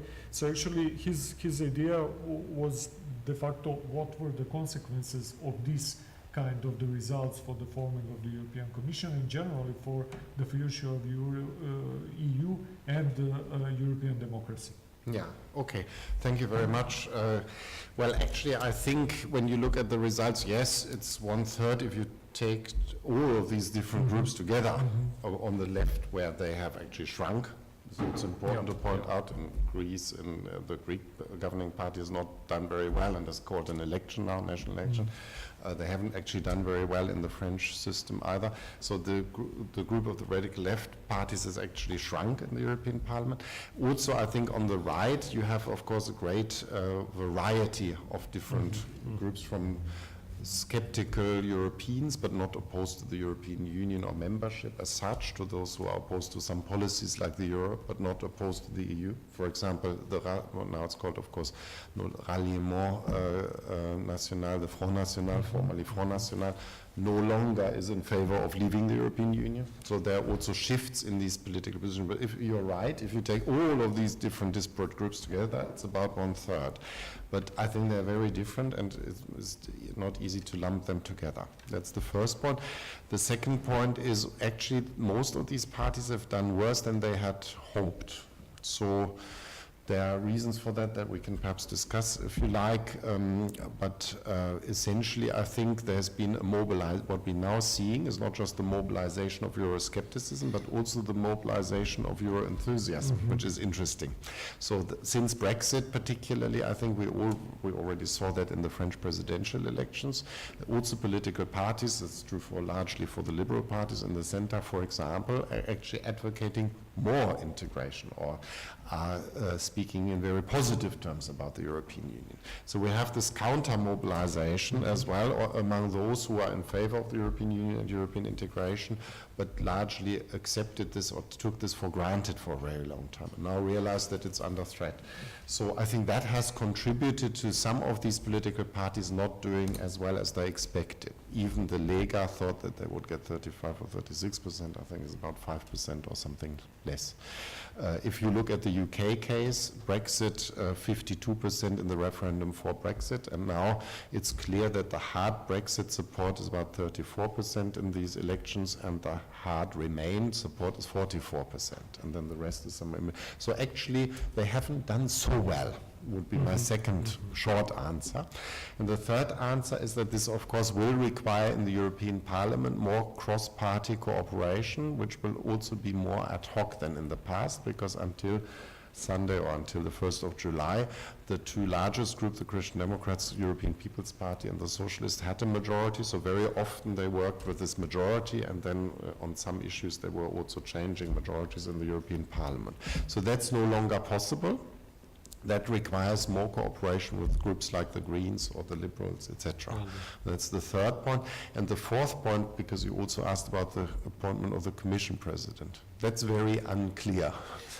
What is clear is that the so-called to use the German term, Spitzenkandidat, will no longer just be appointed because he comes from the largest political group. So I think for the Bavarian CSU Spitzenkandidat of the European People's Party, Weber, it will not be enough to say we've got 174, whatever the final number is, of the seats, and we are the largest group. This was essentially the EPP's argument when Juncker became Commission President 5 years ago. That's not going to be enough, but whoever wants to be elected or proposed by the ministers or the prime ministers in the council and then supported by the parliament will have to draw on broader semi-coalition type of support. And I think on that basis, someone like the socialist leader or the liberal leader as a possible compromise candidate could also become commission president. Whether the member states, some of whom like Macron have said, well, we don't like this entire system, we should re-centralize this decision-making on us as member state governments, whether that will happen is really an entirely open question. So there will be changes. I think there needs to be more inventive, if you like, forms of collaboration in the parliament. But at the same time, I think it's also clear that these grown populist parties will also have, of course, first of all, to try and forge new groups in the European Parliament. And it's not so clear on the basis of the last experience of the last 30 years that the right-wing populist parties can easily do that. They have always been very bad at getting organized in the European Parliament. So this may now change, not entirely clear. They somehow have to accept the fact that they have to continue to deal with European integration within the European Union. And whether they want to take a completely oppositional approach, or some of them may want to say, well, actually, we will moderate our opposition, which some have done, like Le Pen, for example, and contribute or cooperate under certain conditions is something that is open. So there are questions not just for those in favor of the EU, but also for those who are critical of it as well. Okay, thank you. Ovo je bilo zaista vrlo detaljno, pa da probam da ga sažmem. Što se tiče rezultata izbora, pre svega, dakle, na ovu moju konstataciju da je, kad se skupe, dakle, svi ove različite grupe na desnici, ali i radikalna levica koji su suprotni konsenzusu, a to dolazi maltene do 1/3. On kaže, jeste tačno, s jedne strane, međutim, on opet kao neko ko očigledno je podržava pre svega ono što je mainstream i pokušava da odbrani dosadašnje mainstream politike, probao je da nađe argumente koji idu malo suprotno tome i dakle da ospori da standardnu priču o usponu populista i ukazuje na sledeće činjenice. Prvo, levica, recimo radikalna levica, Mélenchon, Syriza, na primjer, i tako dalje, je dosta pala, pre svega zbog manjeg uspeha i Mélenchona i Syrize, i tu je sada sa neke 45-6, na primjer, palo se na 39 poslanika. Na desnici, što se tiče tih dešavanja, kaže, jeste, tu ima dosta ovo što sam ja rekao, preko 200 poslanika faktički koji ulaze u te tri grupe, dakle, Evropa, reformista i konzervativaca, onda nacionalno, odnosno ovo što se naziva Salvinijeva frakcija, i treće, dakle, ovo gde su Brexit i Di Maio i tako dalje, Evropa, direktne demokratije, i kaže, tu je međutim došlo do ozbiljnih pomaka u odnosu na ranije pozicije. Na primjer, dao je primer Le Penove partije koja više ne zagovara napuštanje Evropske unije, dakle generalno i na tom prostoru došlo je do omekšavanja diskursa. Drugi argument njegov je da su oni lošije prošle suštinski nego što su očekivali. Jeste, to je značajan uspeh, ali, na primjer, kaže, Liga je po nekim proračunima i zaista jednom trenutku očekivala da ide na 35%, da bilo 29-30%, nesumnjivo pobedila, ali ne toliko koliko su, recimo, očekivali, što čini se može pre svega da dodam da se kaže za germanski prostor gde je AfD na 10%, Štrake posle afere na 17-18%, tako da oni su očekivali da će na 25%, a ovamo u jednom trenutku je AfD krenuo na 15%, pa je posle dosta pao. I ukazuje da je, recimo, došlo do, kao što su oni se mobilisali na svojim agendama, takođe isto, posebno posle Brexita je došlo i smatra da je to dalo određene rezultate do mobilizacije takozvanih euroentuzijasta. Dakle, pre svega, recimo, na francuskim izborima se to videla jedna mobilizacija centra liberalnog prostora, oni koji poput Makrona zagovaraju čak veće integracije kao rešenje za ove probleme sa kojima se suočava. Daje primer, recimo, iz Ujedinjenog kraljevstva, odnosno Britanije, gde pristalice takozvanog tvrdog Brexita, napuštanja brzog po svaku cenu, su osvojili 34%, dok, recimo, 44% je onih koji su radikalno protiv Brexita, a ovi ostali su negde između.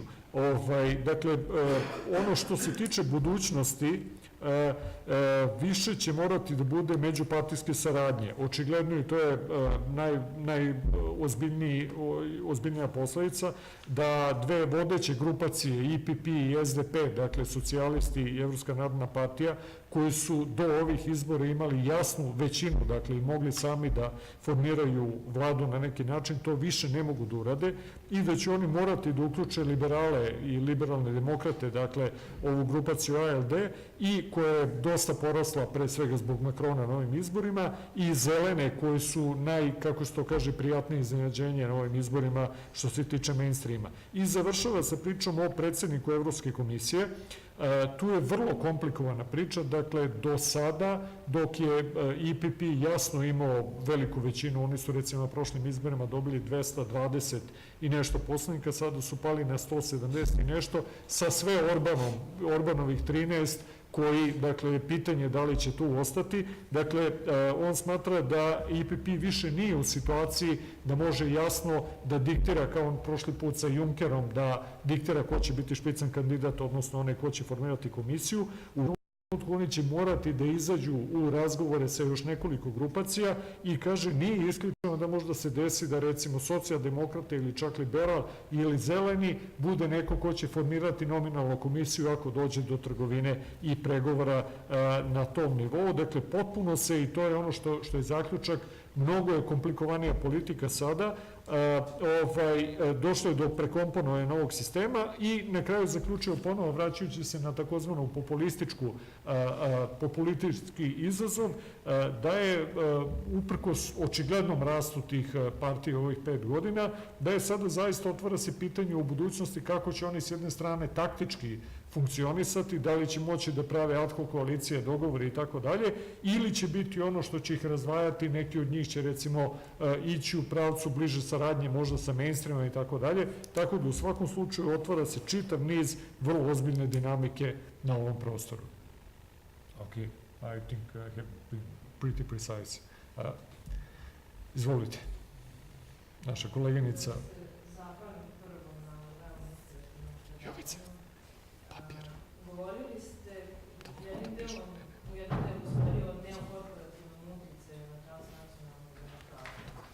S obzirom da ste o svoj doktrini savremenog korporativizma ili korporativizma kod nas manje govori, zanima me kako vidite utjecaj korporacije danas na tu demokratiju i uopšte na odlučivanje na nivou Evropske unije, obzirom da ste govorili o tim protivrečnostima, o diskursu na političkoj sceni, odnosu između levice i desnice i uopšte odnosa i snaga koji vidimo sad u svom.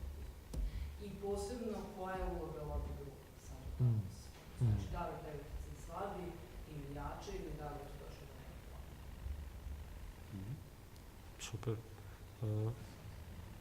Okay, so our young colleague Sonia, she's working at our institute as well from Novi Sad, asked about neo-corporativism and generally about the role of corporations today and a system of decision-making at the level of the European Union. Actually, generally, she wanted to focus on lobby groups.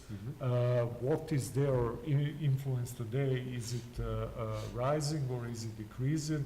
And especially in light of, for example, this new dynamic, if we could say, within the Parliament and possibly within the European Commission in the future. Yeah.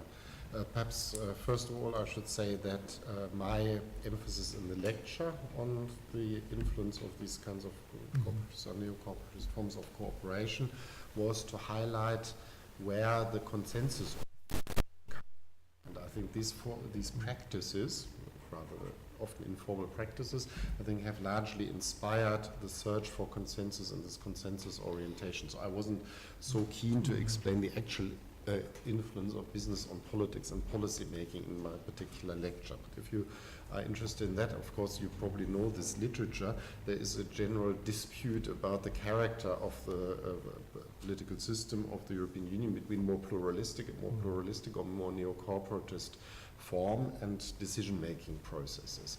And the European Union is somewhere in the middle, because you have, of course, strongly pluralistic competition for interest, but then at the same time you have attempts, channeled largely by the European Commission, to actually structure this process of competitive lobbying into something that resembles more consociational, to use this Austrian term, or cooperative forms of politics and policy making.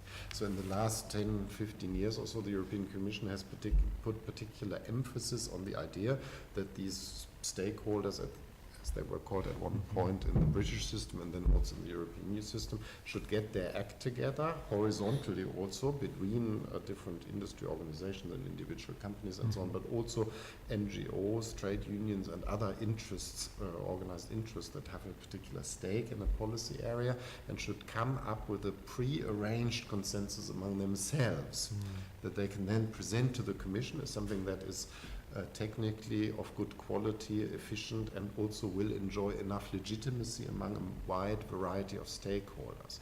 So this is a form of fairly consensus-oriented and cooperative forms of production of policy proposals that can then be taken through this institutional system of the European Union that I think is strikingly non-pluralistic. So what we have, I think, is in many policy areas quite cooperative structures of policy making.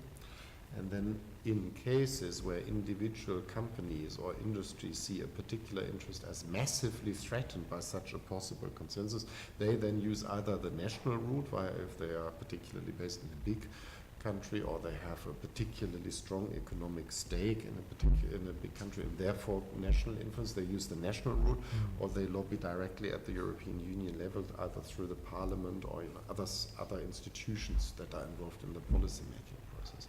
This is something that I don't see as being affected by the results of the European Parliament elections in any significant way, because it will still be possible by the Parliament to produce majorities in order to influence the policy-making process. I don't think that the policy-making process will reconcentrate entirely on the member states and the Council or the Commission in the production of the policy proposals, just because the Parliament is somewhat more fragmented.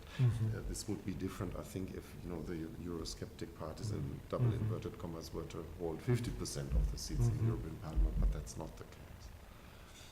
Okay, just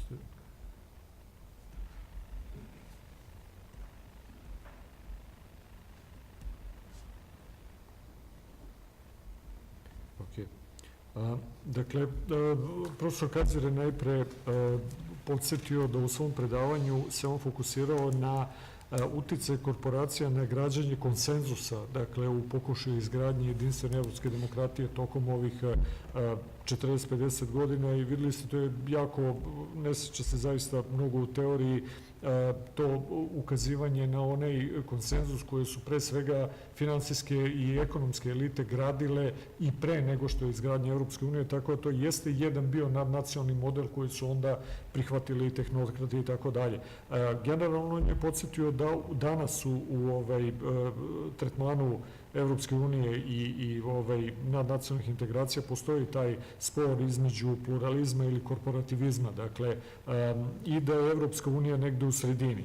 U suštini, kad objašnjava model kako lobiji danas funkcioniše u Evropskoj uniji, kaže da je to jedna kompetitivno lobiranje, ali preko takvog modela konsocijativnosti. U suštini, šta Evropska komisija radi? Ona traži od korporacija, od lobby grupa, od čak i NGO-a, nevladinih organizacija, da se horizontalno organizuju, da oni dođu pred komisiju sa unapred dogovorenim, dakle, svojim interesima. Prosto hoće da izbjegnu jedan haos u kome im svako pojedinačno prilazi, i to su već postojeći, oni koji znaju evropske integracije i sistem Evropske unije znaju da postoje organizovani predstavnici i rada i kapitala s druge strane, i da te organizacije dolaze pred Evropsku komisiju, dakle, u ovom obliku koji izbegava pluralizam. Dakle, traži se jedna vrsta zajedničke regulacije sa kojom onda Evropska komisija pregovara i, dakle, uglavnom je fokusirano na to traženje konsenzusa među tim igračima. Međutim, naravno, veliki igrači, kad imaju posebne interese, često traže ili pojedinačno lobiranje, što je bilo slučajeva, dakle, da neke velike kompanije traže direktno prijem kod, ne znam, različitih komesara ili čak i kod predsjednika komisije, ili da koriste posebno, recimo, ne znam, nemačke firme, na primjer, velike, uticaj svoje zemlje koje onda brani njihove partikularne interese. Što se tiče odgovora na to da li će ova fragmentacija Evropskog parlamenta uticati na ovaj sistem, on smatra da neće, da ova malo veća, šira koalicija ljudi koji će ipak ostati vezani za konsenzus će verovatno očuvati taj sistem, a da smatra da bi drugačije bilo, i to zaista bi bilo, da su recimo populisti koji su prilično usmereni protiv korporativnih interesa dobili na primjer 50% i onda bi mogli zaista da ospore to ili da na drugačiji način zasnuju sistem lobiranja i interesa. Ok. Kolega Gajić. Gospodin Kaiser je u predavanju pokazao na ovaj treći pravak lobiranja transnacionalne demokratije vezane za demohrišćansku populaciju. Za mene interesuje budućnost demohrišćana u ovoj novonastaloj situaciji, budući da je politički centar i levi i desni opao i doživio je propadanje, a da su ideološki suprotstavljeni polovi ojačani. I sada u toj situaciji da će spasao evropski projekat demohrišćani sa svojim vrednostima i orijentacijama se udružuju sa levo-liberalima ne bi čuli evropsko zdanje. A po mnogim pitanjima su oni u vrednostnom smislu možda bliže desnim političkim partijama. Da li je to njihovo vezivanje za očuvanje Evropske unije od tog političkog talaza može da im se u perspektivi obje u glavu i da dožive situaciju koju su sad Torijevci doživjeli u Britaniji u odnosu na UKIP i Nigela Faragea, ili za njih možda bolje da ostanu van koalicije, da prepuze socijaldemokratima, zelenima i liberalima da formiraju vladajuću većinu, pa da sačekaju u perspektivi, da sačekaju svoju vrednostnu orientaciju, a ne da se do kraja vrednostno odreknu svojih postulata zarad očuvanja evropskog zdanja. Ok. Evo samo da, to write it down, sorry.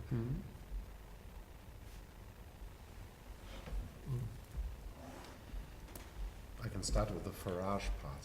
Okay. Okay.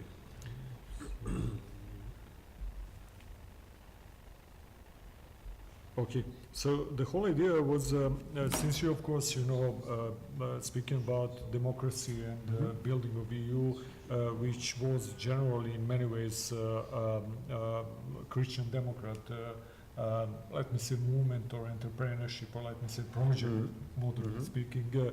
As we know, until the late 60s, social democracy was very reserved and then entered into the whole system. So actually, when you take a look about current position of EPP, with Orban still inside but maybe outside, they have dramatically reduced their support and popularity and influence in that sense. And Sasha mentioned actually, so what is now expected is actually that so-called Christian Democrats, at least in a name or let me say by tradition, are joining their forces with left liberals or maybe Greens, who are also very, I don't know, ideologically opposed to what Christian Democrat used to be.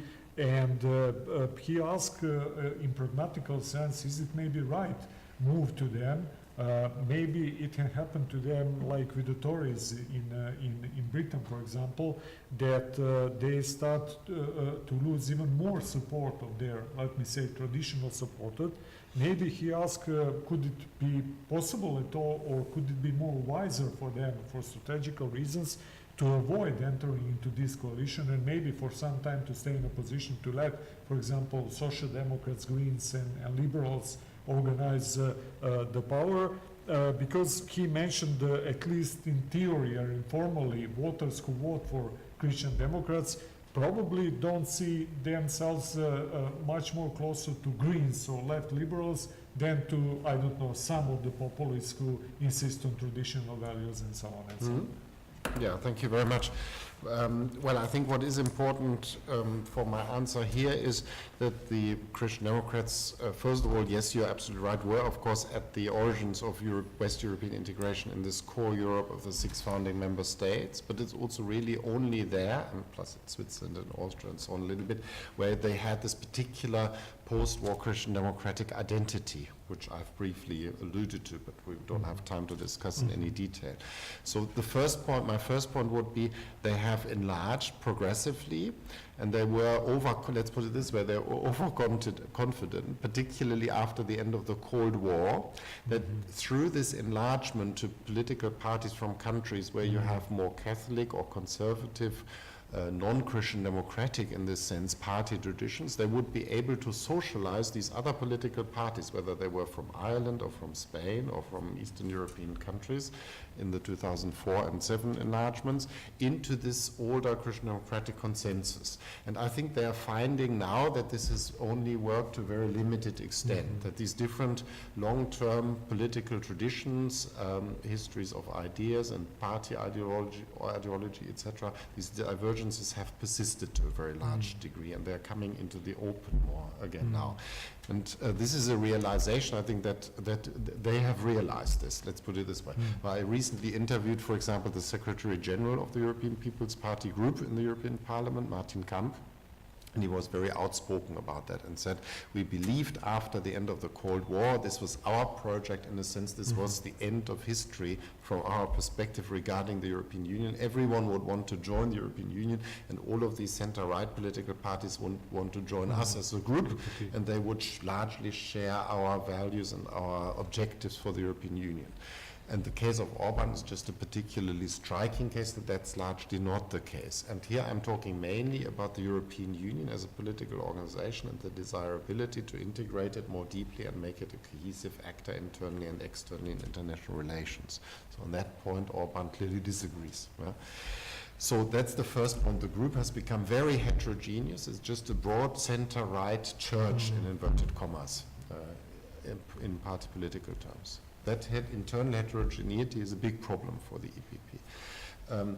Then you can, a second point is you can make this argument about the greater distance between the more conservative elements, if you like, within this group of the European People's Party from some Greens or left liberals or socialists, as you said, in the European Parliament, on grounds of ideology regarding social policy preferences particularly, I would say. And socio-economic perhaps to some extent.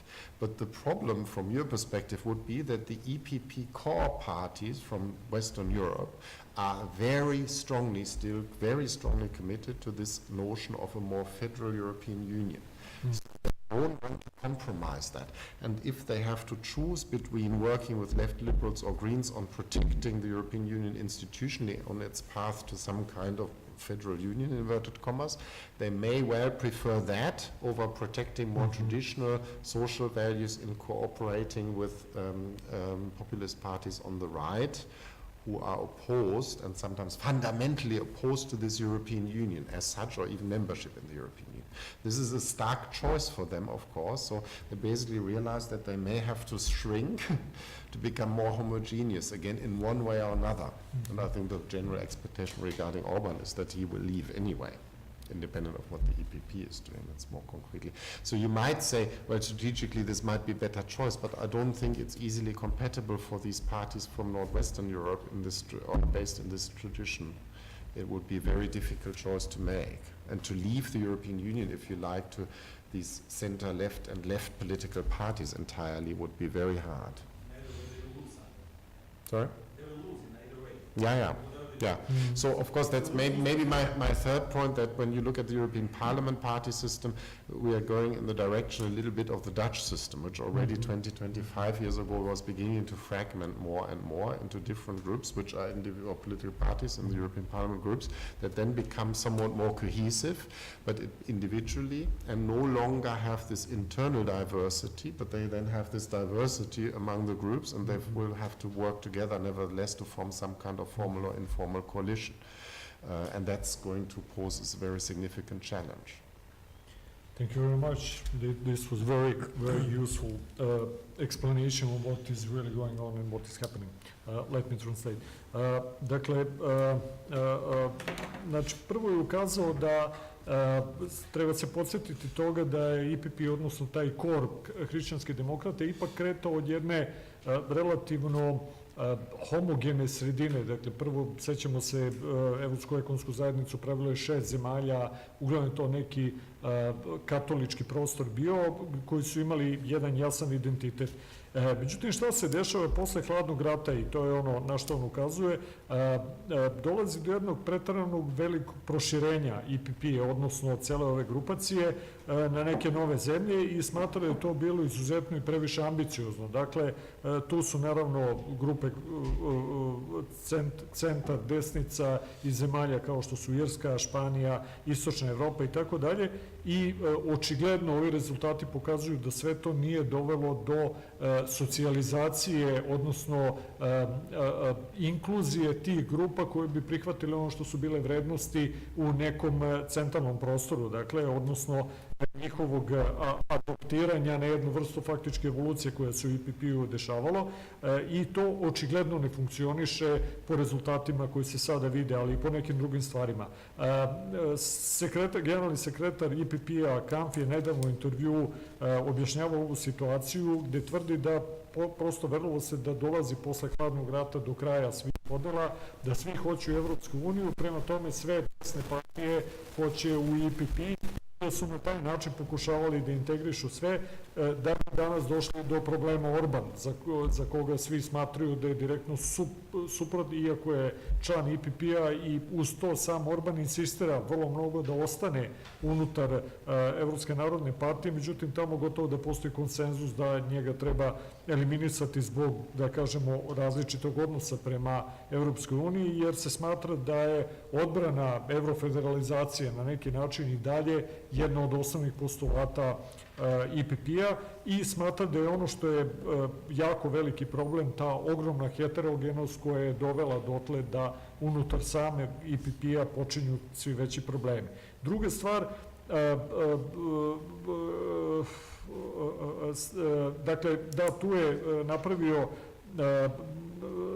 neku vrstu sažetka odgovarajući na ono što je Saša pitao, dakle, u pogledu socijalnih vrednosti, onoga što se nazvao socijalni konzervativizam, odnosno društveni konzervativizam, gde da, zaista mnogi u IPP-u još uvek bi bili bliži populistima ili ovim novim radikalnim desnici konzervativcima, međutim, on podsjeća da opet IPP doživljava odbranu zajedničke Evrope kao ono što je mnogo važnija stvar, i da su unutar te dileme o kojoj Saša govori, dakle, koji god izbor da donesu, gube na neki način, da se nalaze pred jednim vrlo teškim izborom, da u suštini čini se da i svesno pomalo ide u pravcu da očiste ovu heterogenost i da se ponovo fokusiraju na neku vrstu homogenosti koja bi možda donela jaču i precizniju borbu za stvari koje su im važne, i da, što se tiče ove ideje da odu u opoziciju, misli da je to teško izvodljivo, da gube u svakom slučaju i da oni zapravo Evropu, Evropsku uniju i evropske integracije vide kao svoj projekat koji prosto ne žele da ispuste, odnosno učešće u upravljanju njime, posebno u ovako problematičnom trenutku, i kao budućnost toga u kom pravcu sve ovo ide.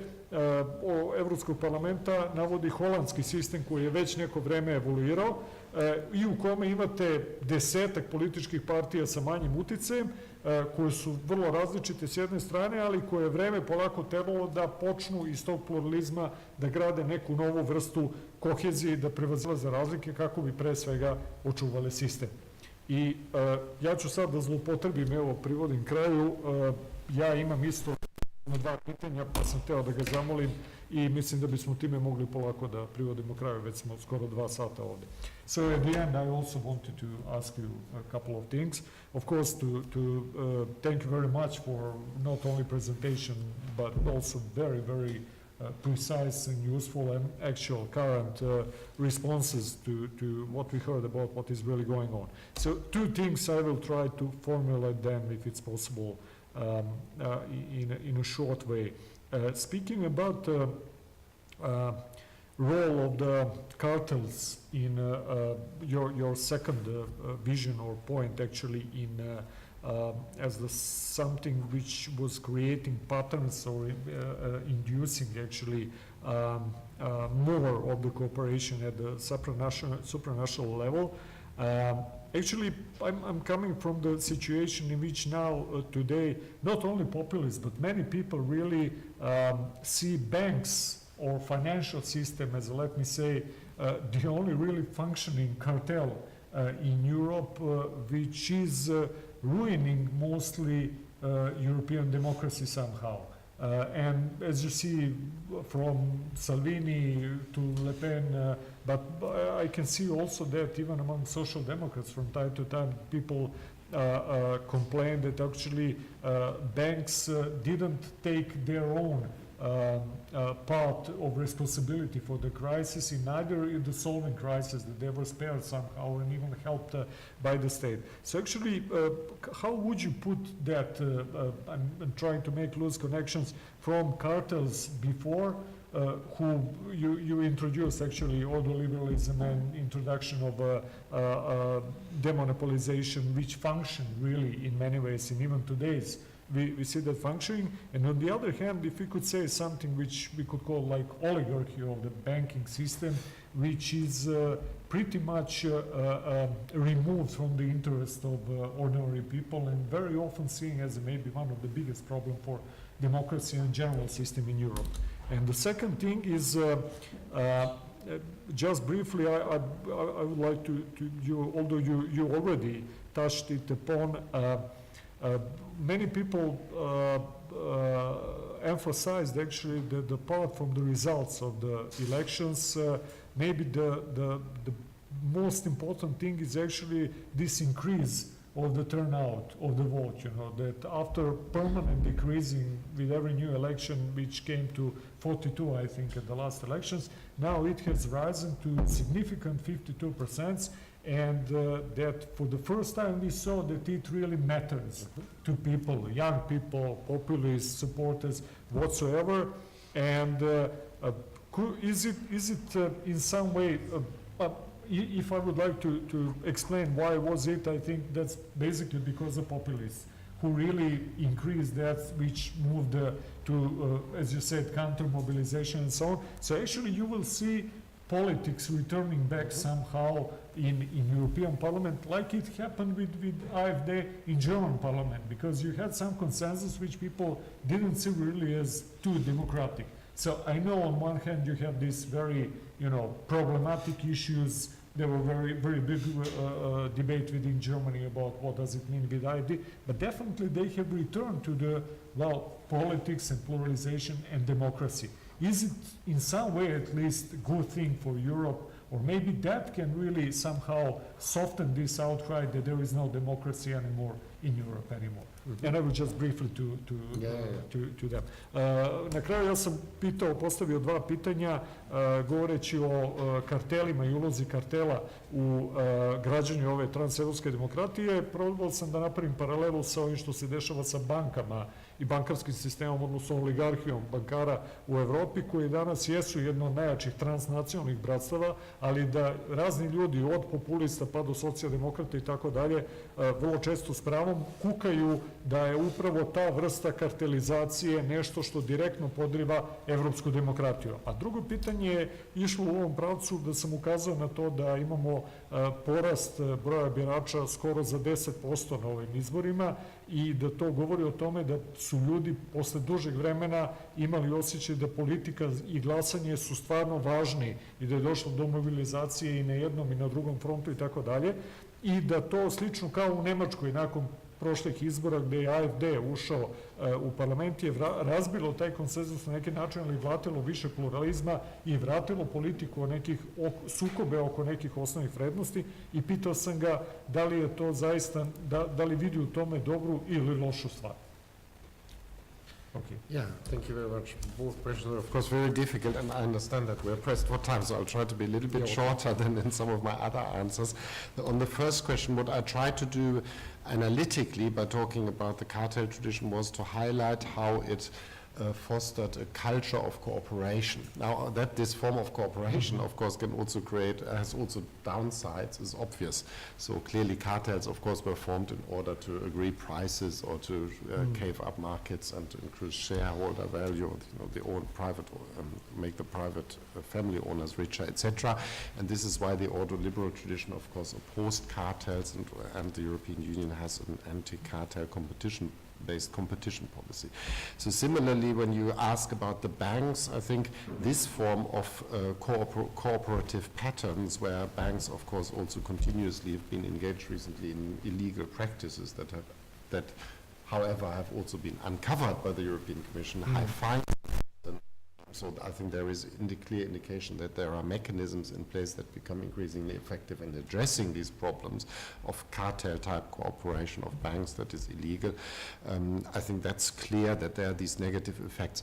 I don't think we would have to have a separate day probably to discuss the financial and economic crisis and the role of the banks in that. But what I think is clear is beyond the last 10 years of more or less crisis management and trying to put in place in Europe some institutional mechanisms for regulating the banking sector somewhat more effectively so that the state and societies cannot be held at ransom by banks because they are too big to fail, and it would lead to allegedly to the collapse of entire national or the European economy. I think that there have been regulatory changes in that direction, but I think there are bigger questions which, of course, the Americans, for example, had to address in the around the turn of the last century with the emergence of these big trusts in industry in the United States. Is it not necessary to go beyond that and break up banks for minimally by dividing up the merchant bank side from the banks that support small and medium-sized industries or have individual customers and so on. So these are bigger structural questions that I think are being discussed, and where I would certainly think that further, more fundamental reforms are necessary so that we do not depend on this banking oligarchy that you've been talking about.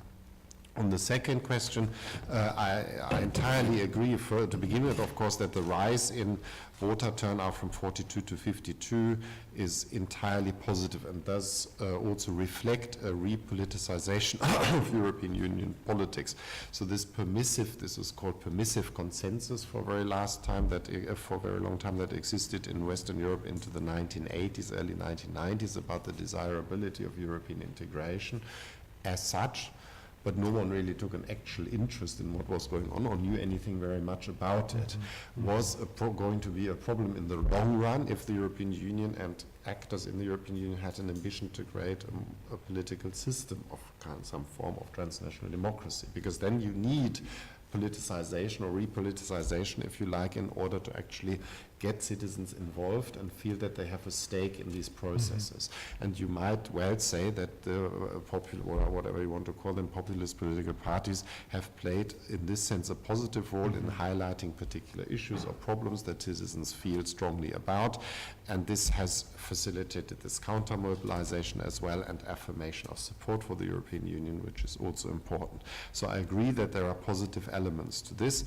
Where I think there is a problem is that we are dealing with in the European Union naturally very complex issues. These issues of a transnational nature that have global ramifications and so on tend to be more complex than the question of whether you want to put a new lantern here outside in front of the building, for example. So the more you go to a higher level of government or governance, the more complex it gets, the more difficult it is also for citizens to understand this complexity.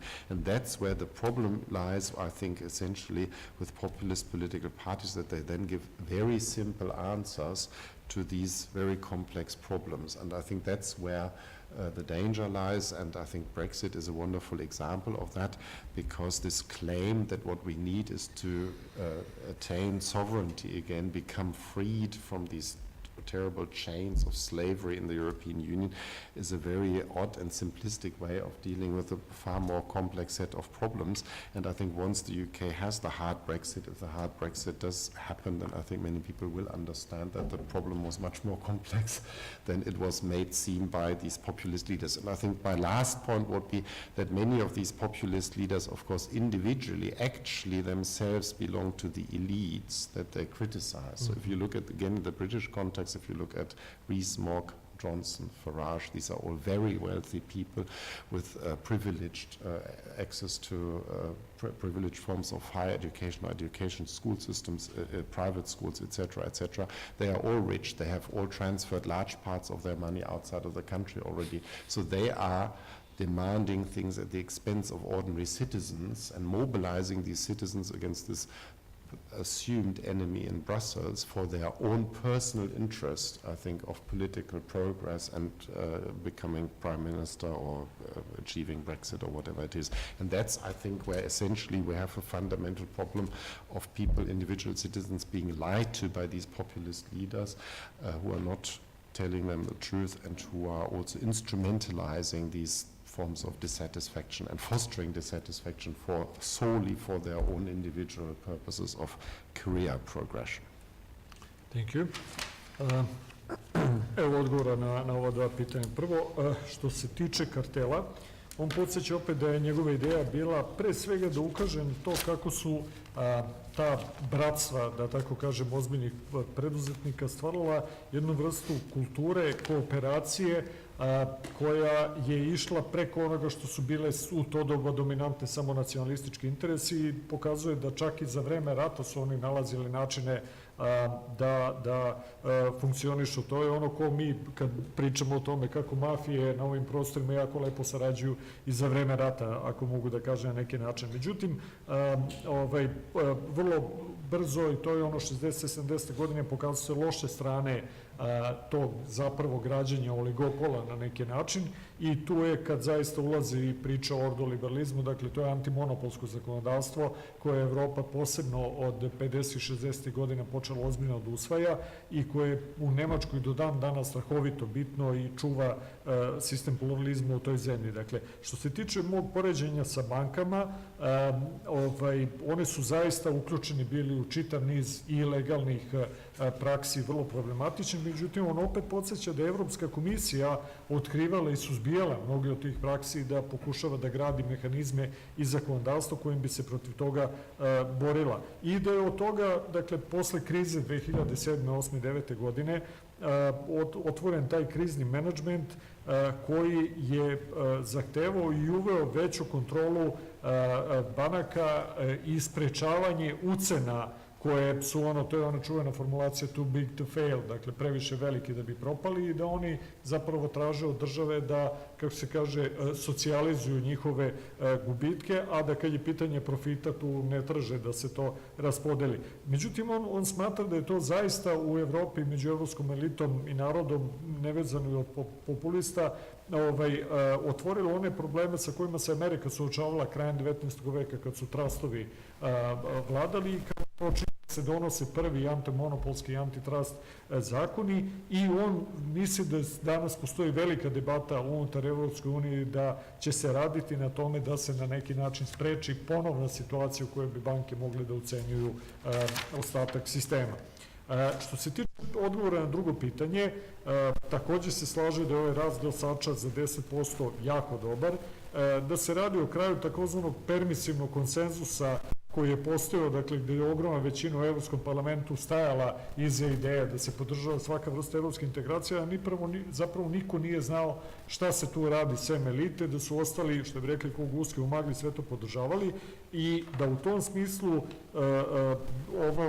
ova ponovna politizacija ili repolitizacija, na neki način i redemokratizacija politike u Evropi jeste jedan značajan doprinos uključivanja i pokretanja ljudi, ne samo najviših elita, mobilisanja raznih slojeva i da to zaista jeste jedan značajan doprinos takozvanih populista u Evropi. Međutim, ono što njega tu brine jeste što njihov generalni, to je bar njegove teza, dakle njihov generalni odnos prema složenim pitanjima jeste pokušaj jedne instrumentalističke simplifikacije i usmeravanja na neke vrlo jednostavne primanljive rešenja koja ne odgovaraju vrlo složenoj kompleksnoj stvarnosti koja postoji unutar Evropi i u pogledu odnosa Evrope sa drugim globalnim igračima u svetu i ne vidi se na celom tom prostoru, dakle, da se pokazuje spremnost za rešavanje, kako on kaže, složenih i kompleksnih pitanja i on opet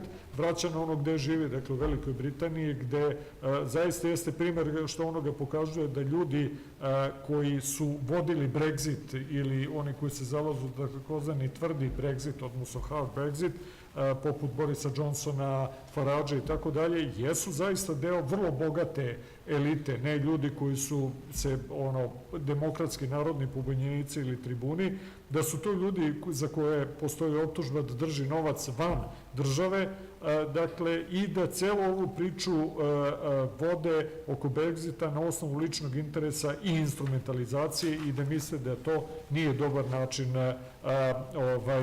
redemokratizacije, da tako kažemo, politike u Evropi. Anyway, I think that this is 2 hours exactly, although we had a small audience, but you saw people who were coming really interested in debating about what is really going on, what you have had the possibility to present us, and I really want to thank you very much for being with us today, sharing your thoughts and very active perception, which really means a lot to us.